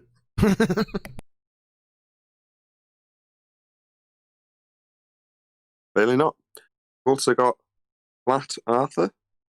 Can I actually take him off mute? Don't think I can from my iPad. Oh, you can't do it? I got him. Go ahead. Hey, hello. Hello, sir. Okay. Same old shit. Nothing new. I'm just kidding. It was a great show. Loved it. Thank you. Appreciate that. Same old, same old. There is a God. We've also got... Yeah, exactly. Hey, Nathan. This is my first time talking to you. I've talked with Quantum Eraser before, but this is the first time. It's a major fan moment for me. Right, okay. Pleasure to make your acquaintance, Flat Arthur. We've also sorry, come again? Nice to meet you. Yep. We've also got Random Brown. There we go. Hello. Any questions, comments? Denial of God? Feel free. This is an excellent show, and it's great to listen to philosophical arguments as well as scientific arguments. So it's just great to be here. Did you hear me? Yeah. Pleasure to have you. Thank you for the kind words. Great. We've also got Really Facts 50. That's it's unorthodox. Unorthodox 50. Feel free. Any comments? Denial of God? Go ahead. Sure. I'd just like to say I spent 30 years of my life looking for God, and he never showed up. And so if he wants to show up at any point and have a relationship, I'm more than open, but he seems to want to play hide and seek with everybody. He just needs to come say hello. That's it. Really? Okay. Be careful what you wish for. I mean, is that too much to ask for? Right? I mean, isn't that what in the Bible I'm supposed to have a relationship with God? Yep. Maybe so I want a relationship with God. Maybe you should. Let me speak. Hold on, Chocolate. Go ahead, 50. I mean, that's what it says in the Bible, right? Supposed to have a relationship with God. So that's what I expect. I want a relationship with God, not a relationship with my own mind. I want a relationship with God. Just like I have a relationship with any other person, right? How do you know you have a relationship with any other person, right? You have interactions, you have, conversations, connections, experiences with them. I would expect the same thing with God. Well, I'm not a Christian, but from what I understand, what you require or what you're asking for, you're going to find it. I wouldn't be surprised at all if you get exactly what you want. Like I said, I looked for 30 years, and that's kind of why I left the faith, is because I never could get that. Any hint of it whatsoever. Okay. Did you listen to the show? Or have you just joined? I was just going to say. I listened to a little bit of it. I mean, you guys were trying to infer him. You guys were trying to infer him intellectually. From what I got, I mean, that's kind of the gist of it, right? You're trying to make these intellectual arguments for God. Well, maybe you should personify him a little less and just realize that he is there. Know God. Why you insist on some kind of personal social communication? Nothing wrong with that. Just realize that he has to be there. Because an absent God is no different from no God. Ah, there we go. Now this is something I can jump on. No. The evidence is all around you. That was what we covered on the show. Well, I find it strange that we have to infer his existence, and he can't just be present with us. Okay, so if I slap a filet mignon steak in front of you, you're going to look at the chef and say, why can't the cow just be with us? Why does it have to infer its existence by way of this steak in front of me? You realize I have fake meat now, right, Nathan? Are you a vegan? No. You see my example, right? But it doesn't work though, because there's fake meat now. No, because that's fake meat. It's not a filet mignon, is it? Filet mignon. Yeah, well, there's fake filet mignon now. That would be fake filet mignon. Okay, let's give you a different example. What about honey? You accept that if it's anything other than honey, i.e. it would be synthetic, therefore not honey, right? Sure, but I mean, that's the problem. Okay, okay, so if I put some honey in front of you, are you going to plead for the bees to come? Or would you accept, by way of antecedent relationship, that you must have had a bee at some stage? Or do you need the bee to talk to you? There's definitely synthetic forms of honey, Nathan. Yeah, that's accepting that there are man-made honey. They're not honey, are they? I'm saying honey. Well, who would say man-made honey would be created if there was no honey to take example from? How about that? And yeah, you're kind of defining it to be such a certain way, so there's no other way it can be. No, it's not. It's not a defining. It's antecedent, consequent relationships. I mean, if it was that simple, then you'd have no problem. Everybody on Earth would believe in God, right? If it was so blatantly obvious, then it wouldn't be. You wouldn't have to argue for God. There wouldn't be apologists. There wouldn't be multiple different faiths. There would just be this God that's obvious everywhere, right? And there is. I think that is the case based on what we discussed here on the show. Obviously, you don't think so because your reasoning isn't that, though. Your original reasoning is that you don't have a relationship with God. Yeah, I mean, I also think there's a lack of evidence. I also think there's a lack of evidence of God in general. Well, that's just simply not the case. But Well, I don't. None of those arguments are valid. All of those were strong. None of those arguments are valid. Hold on a second. Really nice hand wave. Hold on a second, Arwen. Those are my arguments. Which arguments? Which one specifically, and show how you invalidate it? Name any one of them. DNA. What about it? What do you mean, what about it? How can you say my argument's invalid when you don't know my argument? So your argument was DNA contains information? Yeah. And information can only be known. Well, I don't believe that information has to have a knower. Oh, information comes from other than an intelligent agent. Go ahead. Well, if I'm correct, that you believe that information has to be an exchange, right? So I have to write a letter. You have to receive the letter. Doesn't have to be a letter. Well, I'm just saying that's kind of my example. Like I have to write something, and you have to define information. Pattern. Nope. That's my definition of information. Oh, that's the problem. Let me try and take charge. Try and expand on your example with a letter. Let him give his example with the letter. Expand on that. I know you were going somewhere. Just feel free to continue. Well, I mean, that's kind of what I understand his take on information is, right? You have to have somebody write it down, or in whatever they want to do with it, they have to create it, and then they have to transmit it to somebody else, and somebody else has to receive it. So that's not my definition of information. My definition of information is I could write the letter and stick it in the drawer. It doesn't have to be received by anybody. It's still information. So we disagree on that right there. Really? Are you an intelligent agent? Sliding scale, I realize, but are you an intelligent agent? Yeah. Yeah, there you go. You just destroyed your own argument. You just snatched your own wig. Not as intelligent as you. Hold on. Let me just hold on. I'll stop a second. Do you understand what's just happened? First and foremost, feel free to say no. We're not going to berate you. We'll just reiterate what's just happened if you don't understand. I don't understand what your argument is. Your argument required write something down, did it not? Then you were asked if you were an intelligent agent. Yes. The problem, though, is I didn't exchange it with another intelligent agent. The fundamental premise of what you've described required an intelligent agency, didn't it? Yes. Okay. There you go.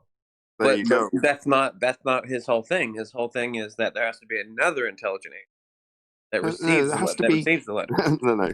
Creator, right? There has to have been an intelligent agent, right, to start the process. Now, your example started with an intelligent agent starting the process off. But you haven't given an example that doesn't have that yet. Maybe you want to give a different example? If there wasn't somebody there, unorthodox, if there wasn't somebody there to write the letter and put it in the desk, would there be a letter in the desk? That's a silly question, Chocolate. Of course not. So there must be an intelligent agency. Thank you. You just destroyed yourself again. You're arguing against a straw man. That's not my argument. Well, to summarize your argument, you said that the way that information is being defined isn't your definition, and then you've given an example very specifically requires an intelligent agent, and now that's a straw man. Maybe you can break that down for us. Then, straw man. How is it a straw man? Yes, and QE's example requires 2 intelligent agents. My example requires 1. Doesn't require 2, but it requires because you misidentified what information was. So what you're doing, you're begging the question fallacy over your conjured definition of what information is, and then contorted your story to fit that definition. That's a begging the question fallacy on steroids. I'm not begging the question at all. Yeah, you are. I just showed how. You're misidentifying the fallacy. I'm not. I just showed it. All I'm doing is. All you're doing is conjuring a definition. Yes, we're not interested. Follow this. We're not interested in your definition. We're interested in the definition. Get it? Okay, so where's the source? Quantum eraser?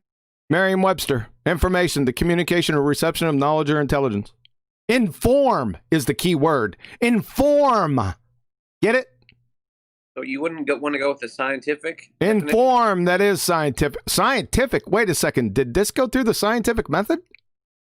I'm just saying you're going with Merriam-Webster. You don't want to go with like some physics. Physics. What's physical about information? Give me the physical nature of look out, there's a tiger behind you.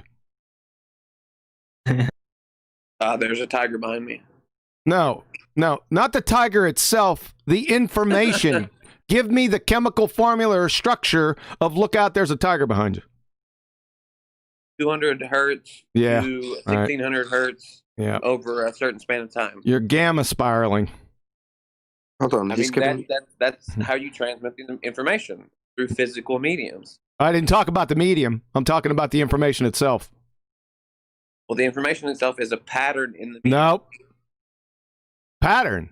Really? What type of pattern? Hold on. Are you literally talking about a transmitter transmitting packets of data over? Is that what you're talking about?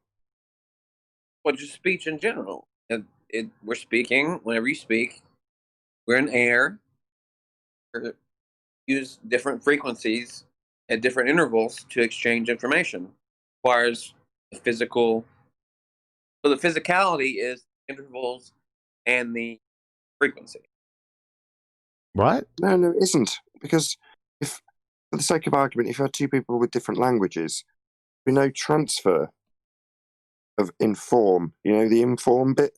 Well, you're not informed if you're listening to somebody talking to you in Swahili and you don't understand it. So the fact that you've got a 200 hertz frequency being transmitted from one dude to another doesn't mean you've got information transfer. But what you did definitely require is an intelligent agency to produce those frequencies. Yeah, but that's not necessarily the argument either.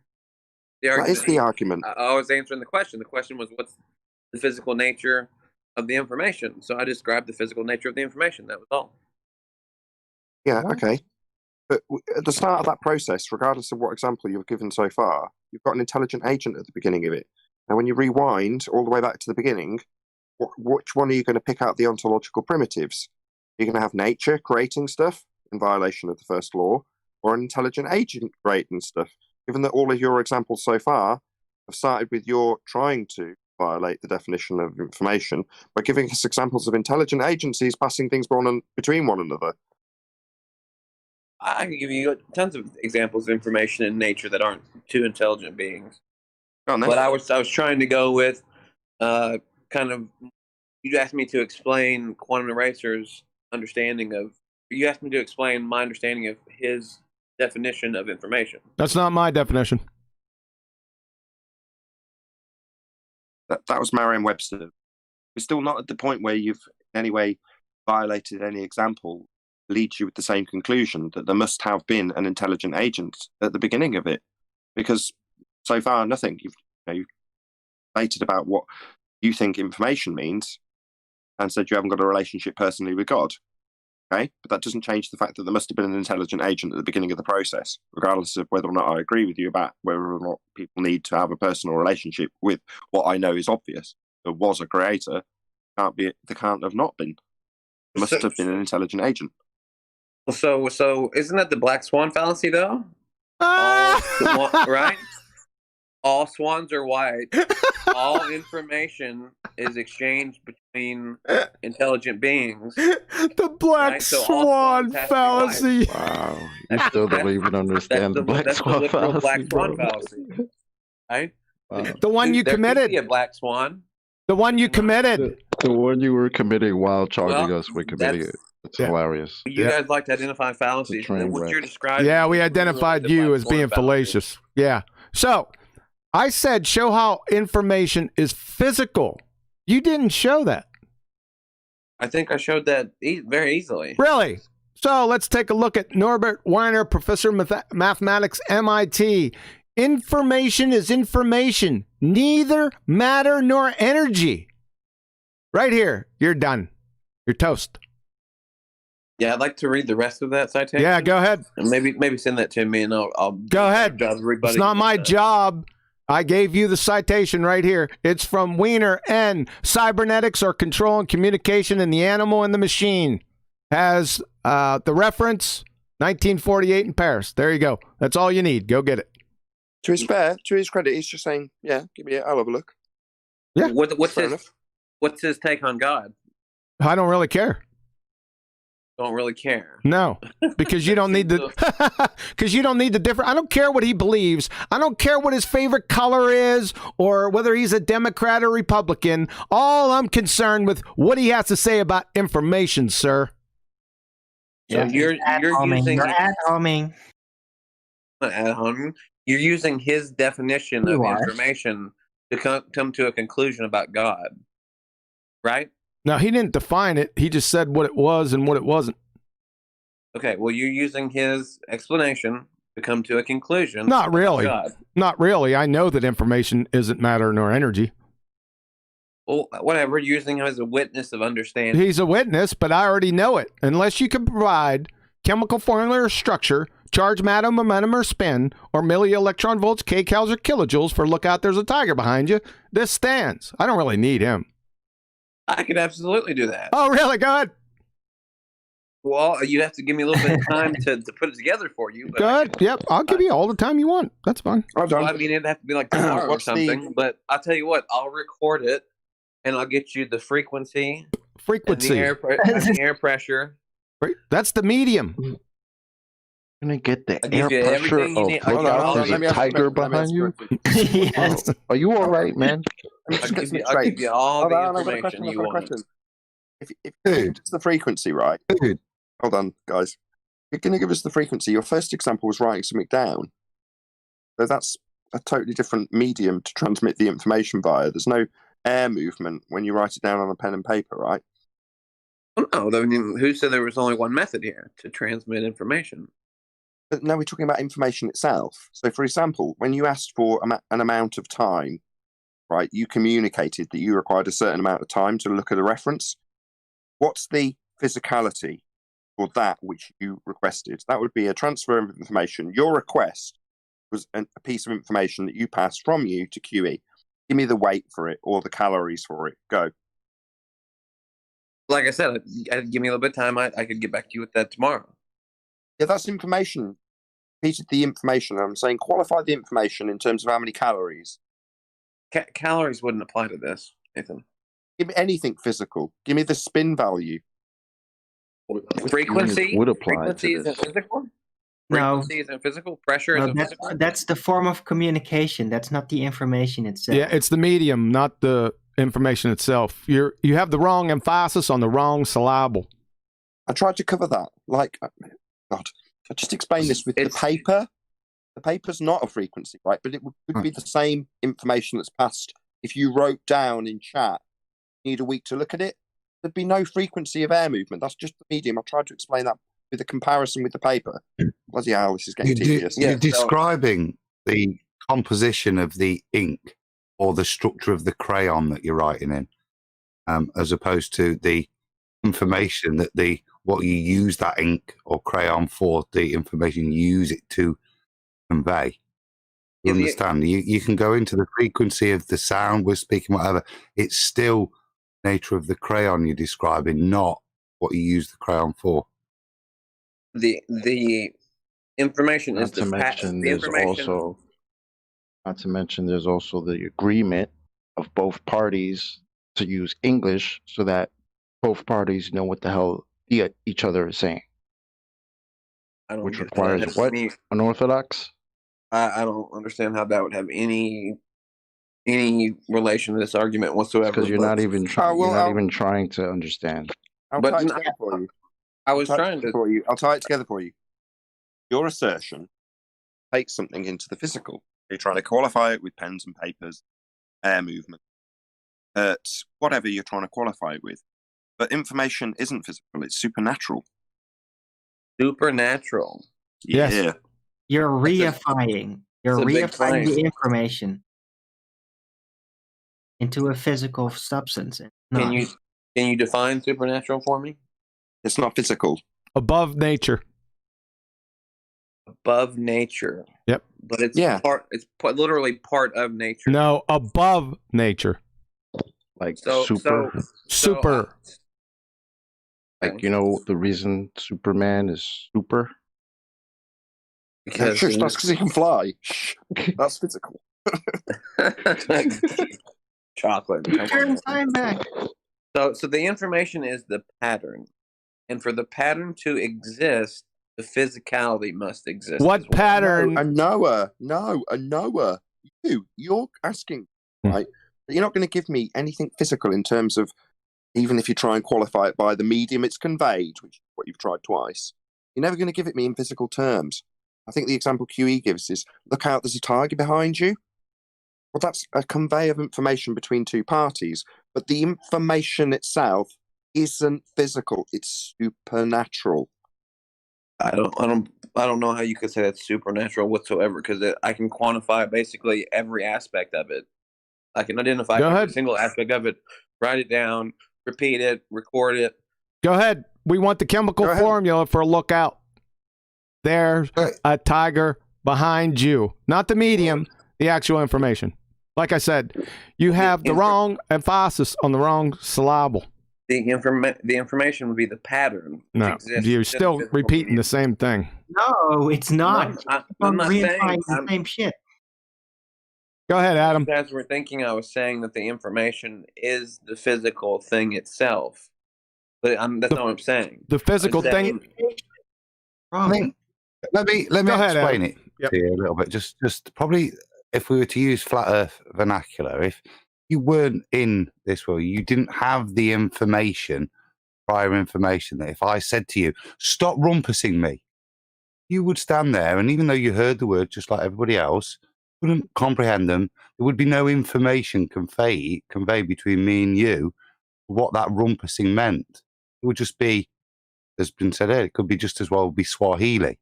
You may have them pick up that frequency, but you haven't received the information being conveyed. Okay, but I don't understand how this gets us anywhere to God.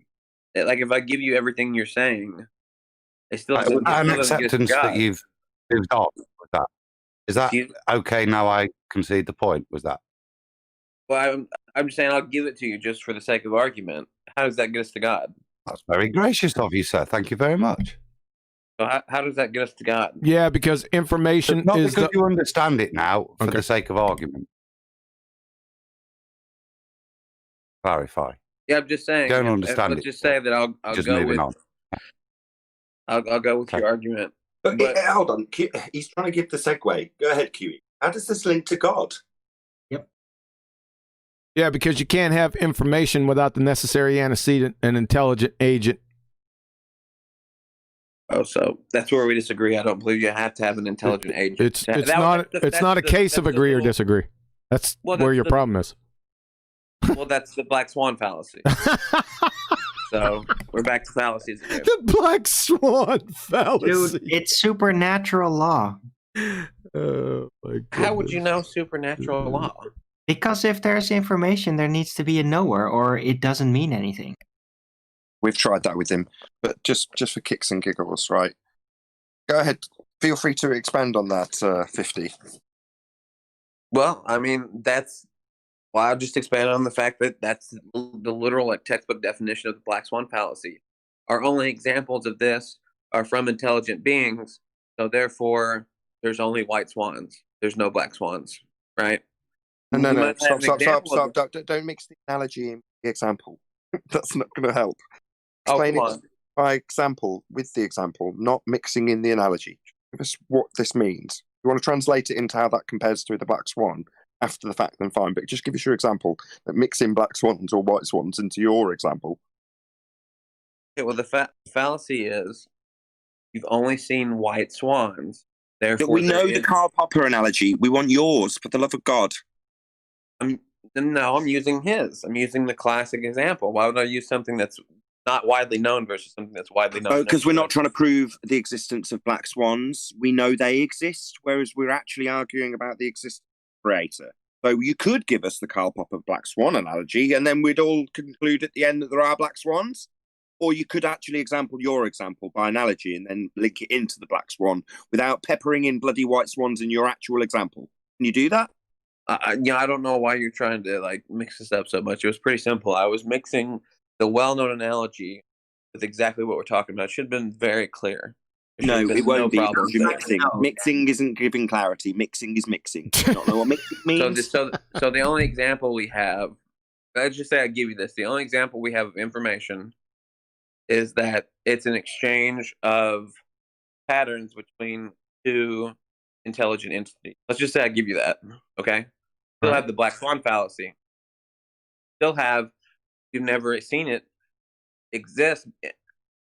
That's not a form of two entities exchanging information. That doesn't mean it doesn't exist, because that's the black swan fallacy. Well, then show it.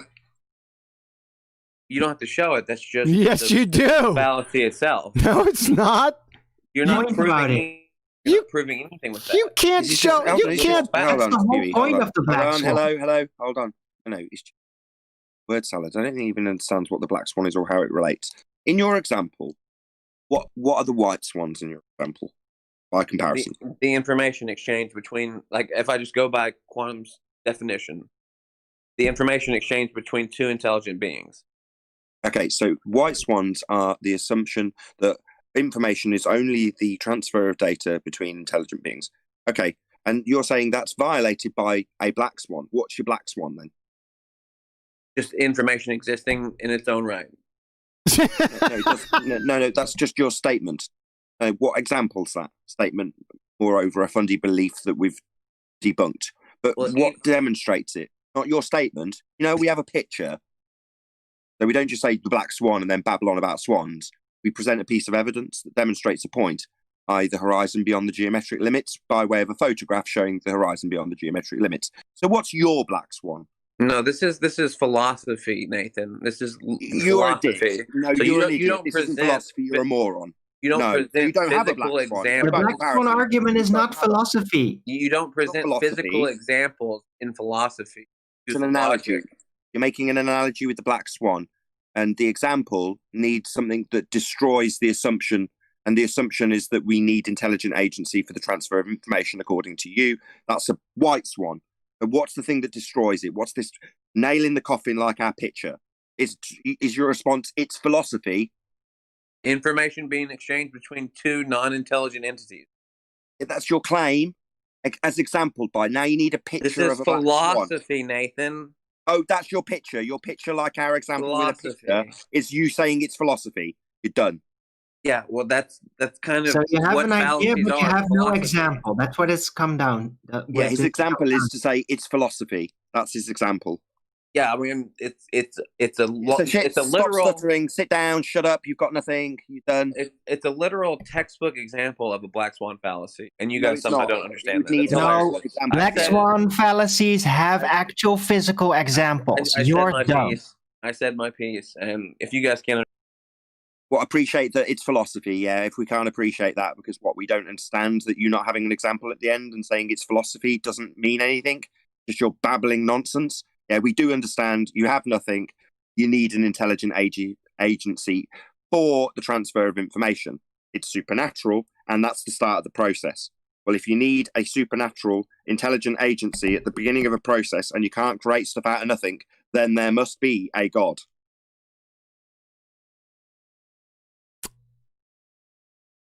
I think we can move on. We have got Don Gio. How you doing, Don?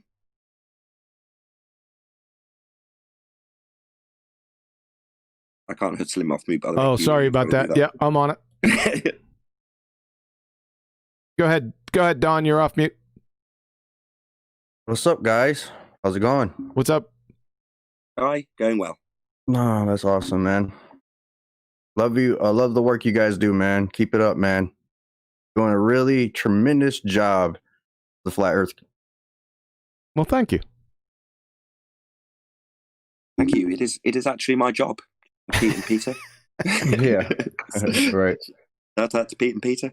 Random Brown, we've had you already. Real Facts 50, we've had Skeptical. How you doing? Got him. Hello. Hello. Yeah, how are you guys? Doing great.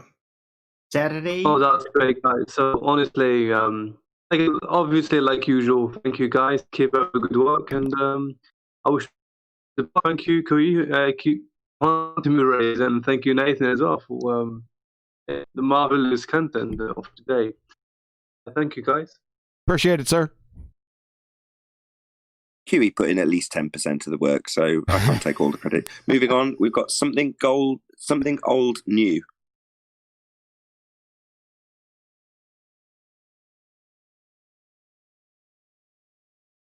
Feel free to deny God or information itself. No, nothing. Travis, how you doing? You hear us? Hey, how you doing, guys? Great show. Looks like we only had one baller. I just want to commend 50 for actually coming on here and having the stomach to speak to us all. So it's great. I just wanted to ask him directly if he agrees with the true dichotomy laid out in the presentation. Over. Get that, 50. Do you agree with the ontological primitives as presented? No. What are they? Do you know what they are, first and foremost? God or no God? Not exactly, no. Okay, well, then tell me what they are. Nature or intelligent design? Nature or intelligent design? Intelligent agency. Okay, so I've always heard it God or no God, so I'll give you that. Okay, but you don't agree with them? Do you think there's a third option? Well, no. Well, whenever I've heard it presented as God, whenever I've heard it presented as God versus no God, there's always a third option, gods. So if you just define it that way, then there's no third option. So I don't have a problem with your definition. Happy with that, Travis? Anything more from you, Travis? Thank you, 50. Also, I'll echo that. Thank you for stepping up. No, that's all. That's all for me. I just wanted to see if he agreed with it. So thank you. Yeah, I'll echo it again. So yeah, at least 50's got the gumption to step up and actually put his position forward. Kudos. I don't think there's anybody else. I think that's it.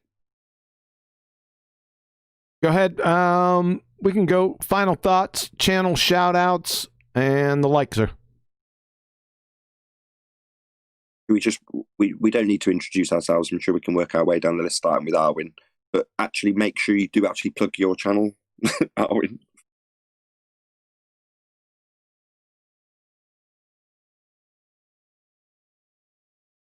Yeah, so the early bird is on from.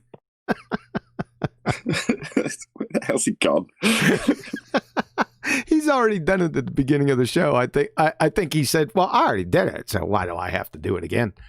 Arwin. Well, yeah. If he doesn't, I'll do it. He's back. Plug your show.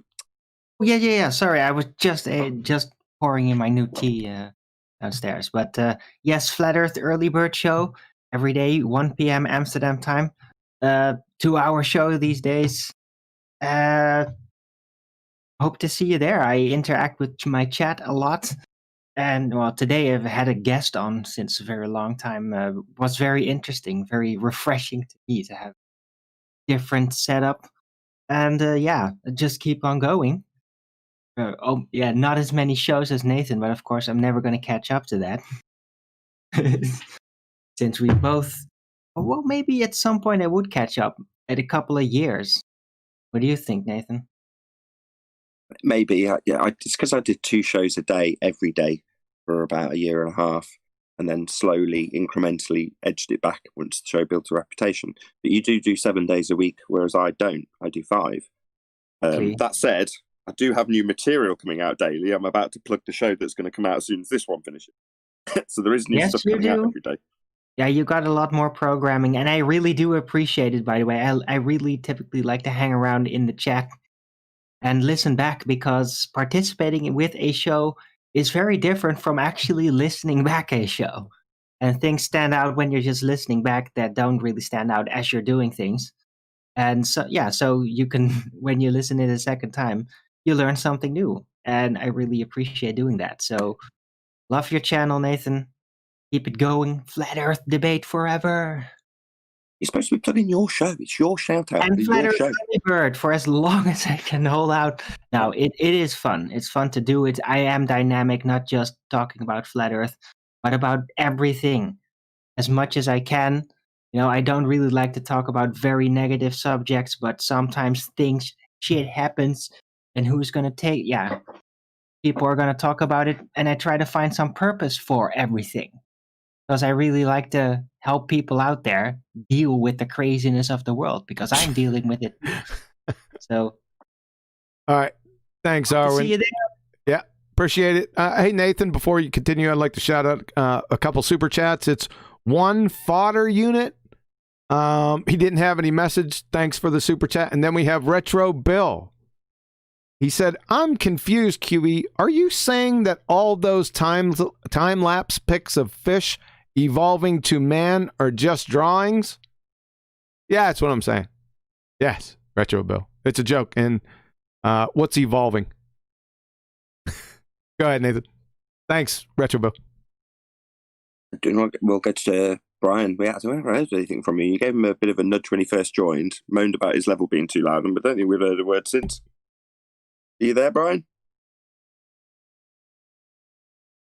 Let's go. Go ahead, Brian. You're off mute. Oh, there he is. Yeah, sorry about that. My phone went dead, and when I came back on, I was back on server mute. No, good presentation. All I say about it is concerning the ballers and that, and those who don't believe in a creator, how do they explain the emotion of love? How do you explain that? Because that's supernatural as well. I mean, there's a chemical process that happens after that, but the emotion is the cause of the chemical process. They explain that. Question? No, they can't. Because as soon as they start thinking about it, it violates their worldview.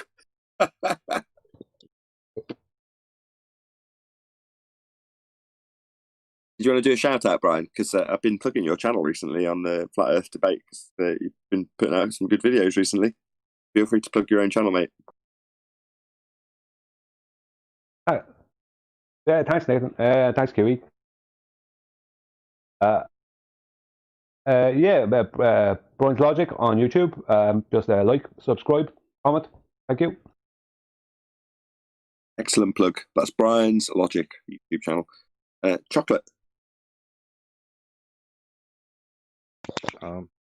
Cool to be here. Great presentation, John.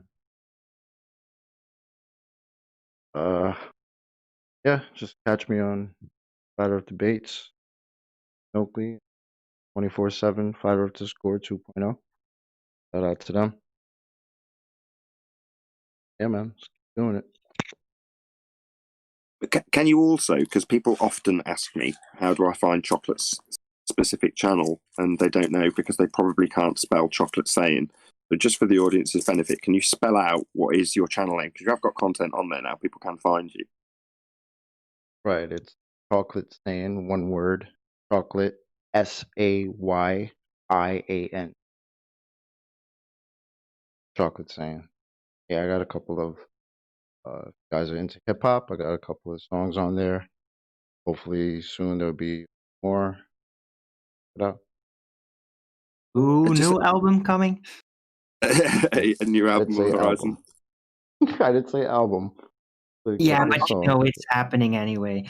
Yeah, whatever. Well, on that subject, did you hear Tommy Hench's most recent song? Yes. I enjoyed the hell out of that song. I loved it. Man, it was great. Oh, that really rapid one? Yeah, it's really fast. I love that. That's nice. Yep. Shout out to Tommy Hench for that. Have you heard that, QE? I have not. Somebody asked, I think Anthony asked me that this morning. I have not. Well, it's because he mentions you. He's talking to, in the lyrics, I think he's talking to Conspiracy Cats. Of the hook. And you're part of the hook for the reply that won't come from Conspiracy Cats about gas pressure without a container. So he's barking like, answer QE in the rap. It's absolutely brilliant. You must check it out. Yeah. Well, somebody send it to me, would you? We will, but we'll give his channel a shout out as well. He also produces good content. I only recently subscribed to Tommy Hench, And I've been watching his videos, and it's good. He trims out good sections where he's obviously put input and have people over a barrel. He puts out music, obviously.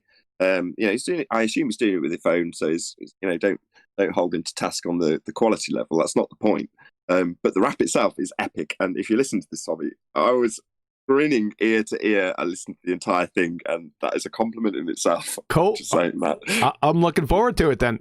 Thanks. Yeah, you get proper mention. Thank you, Chocolate. Hold on one sec. We've also got the Adam Meakin, last but by no means least. Cheers, fellas. Cheers, John. I like that one. I'll be a Genesis for the points, but I do enjoy that one. So fundamentally for me, back in my past, pre-Flat Earth, this bit's fundamental for me progressing, making that acceptance.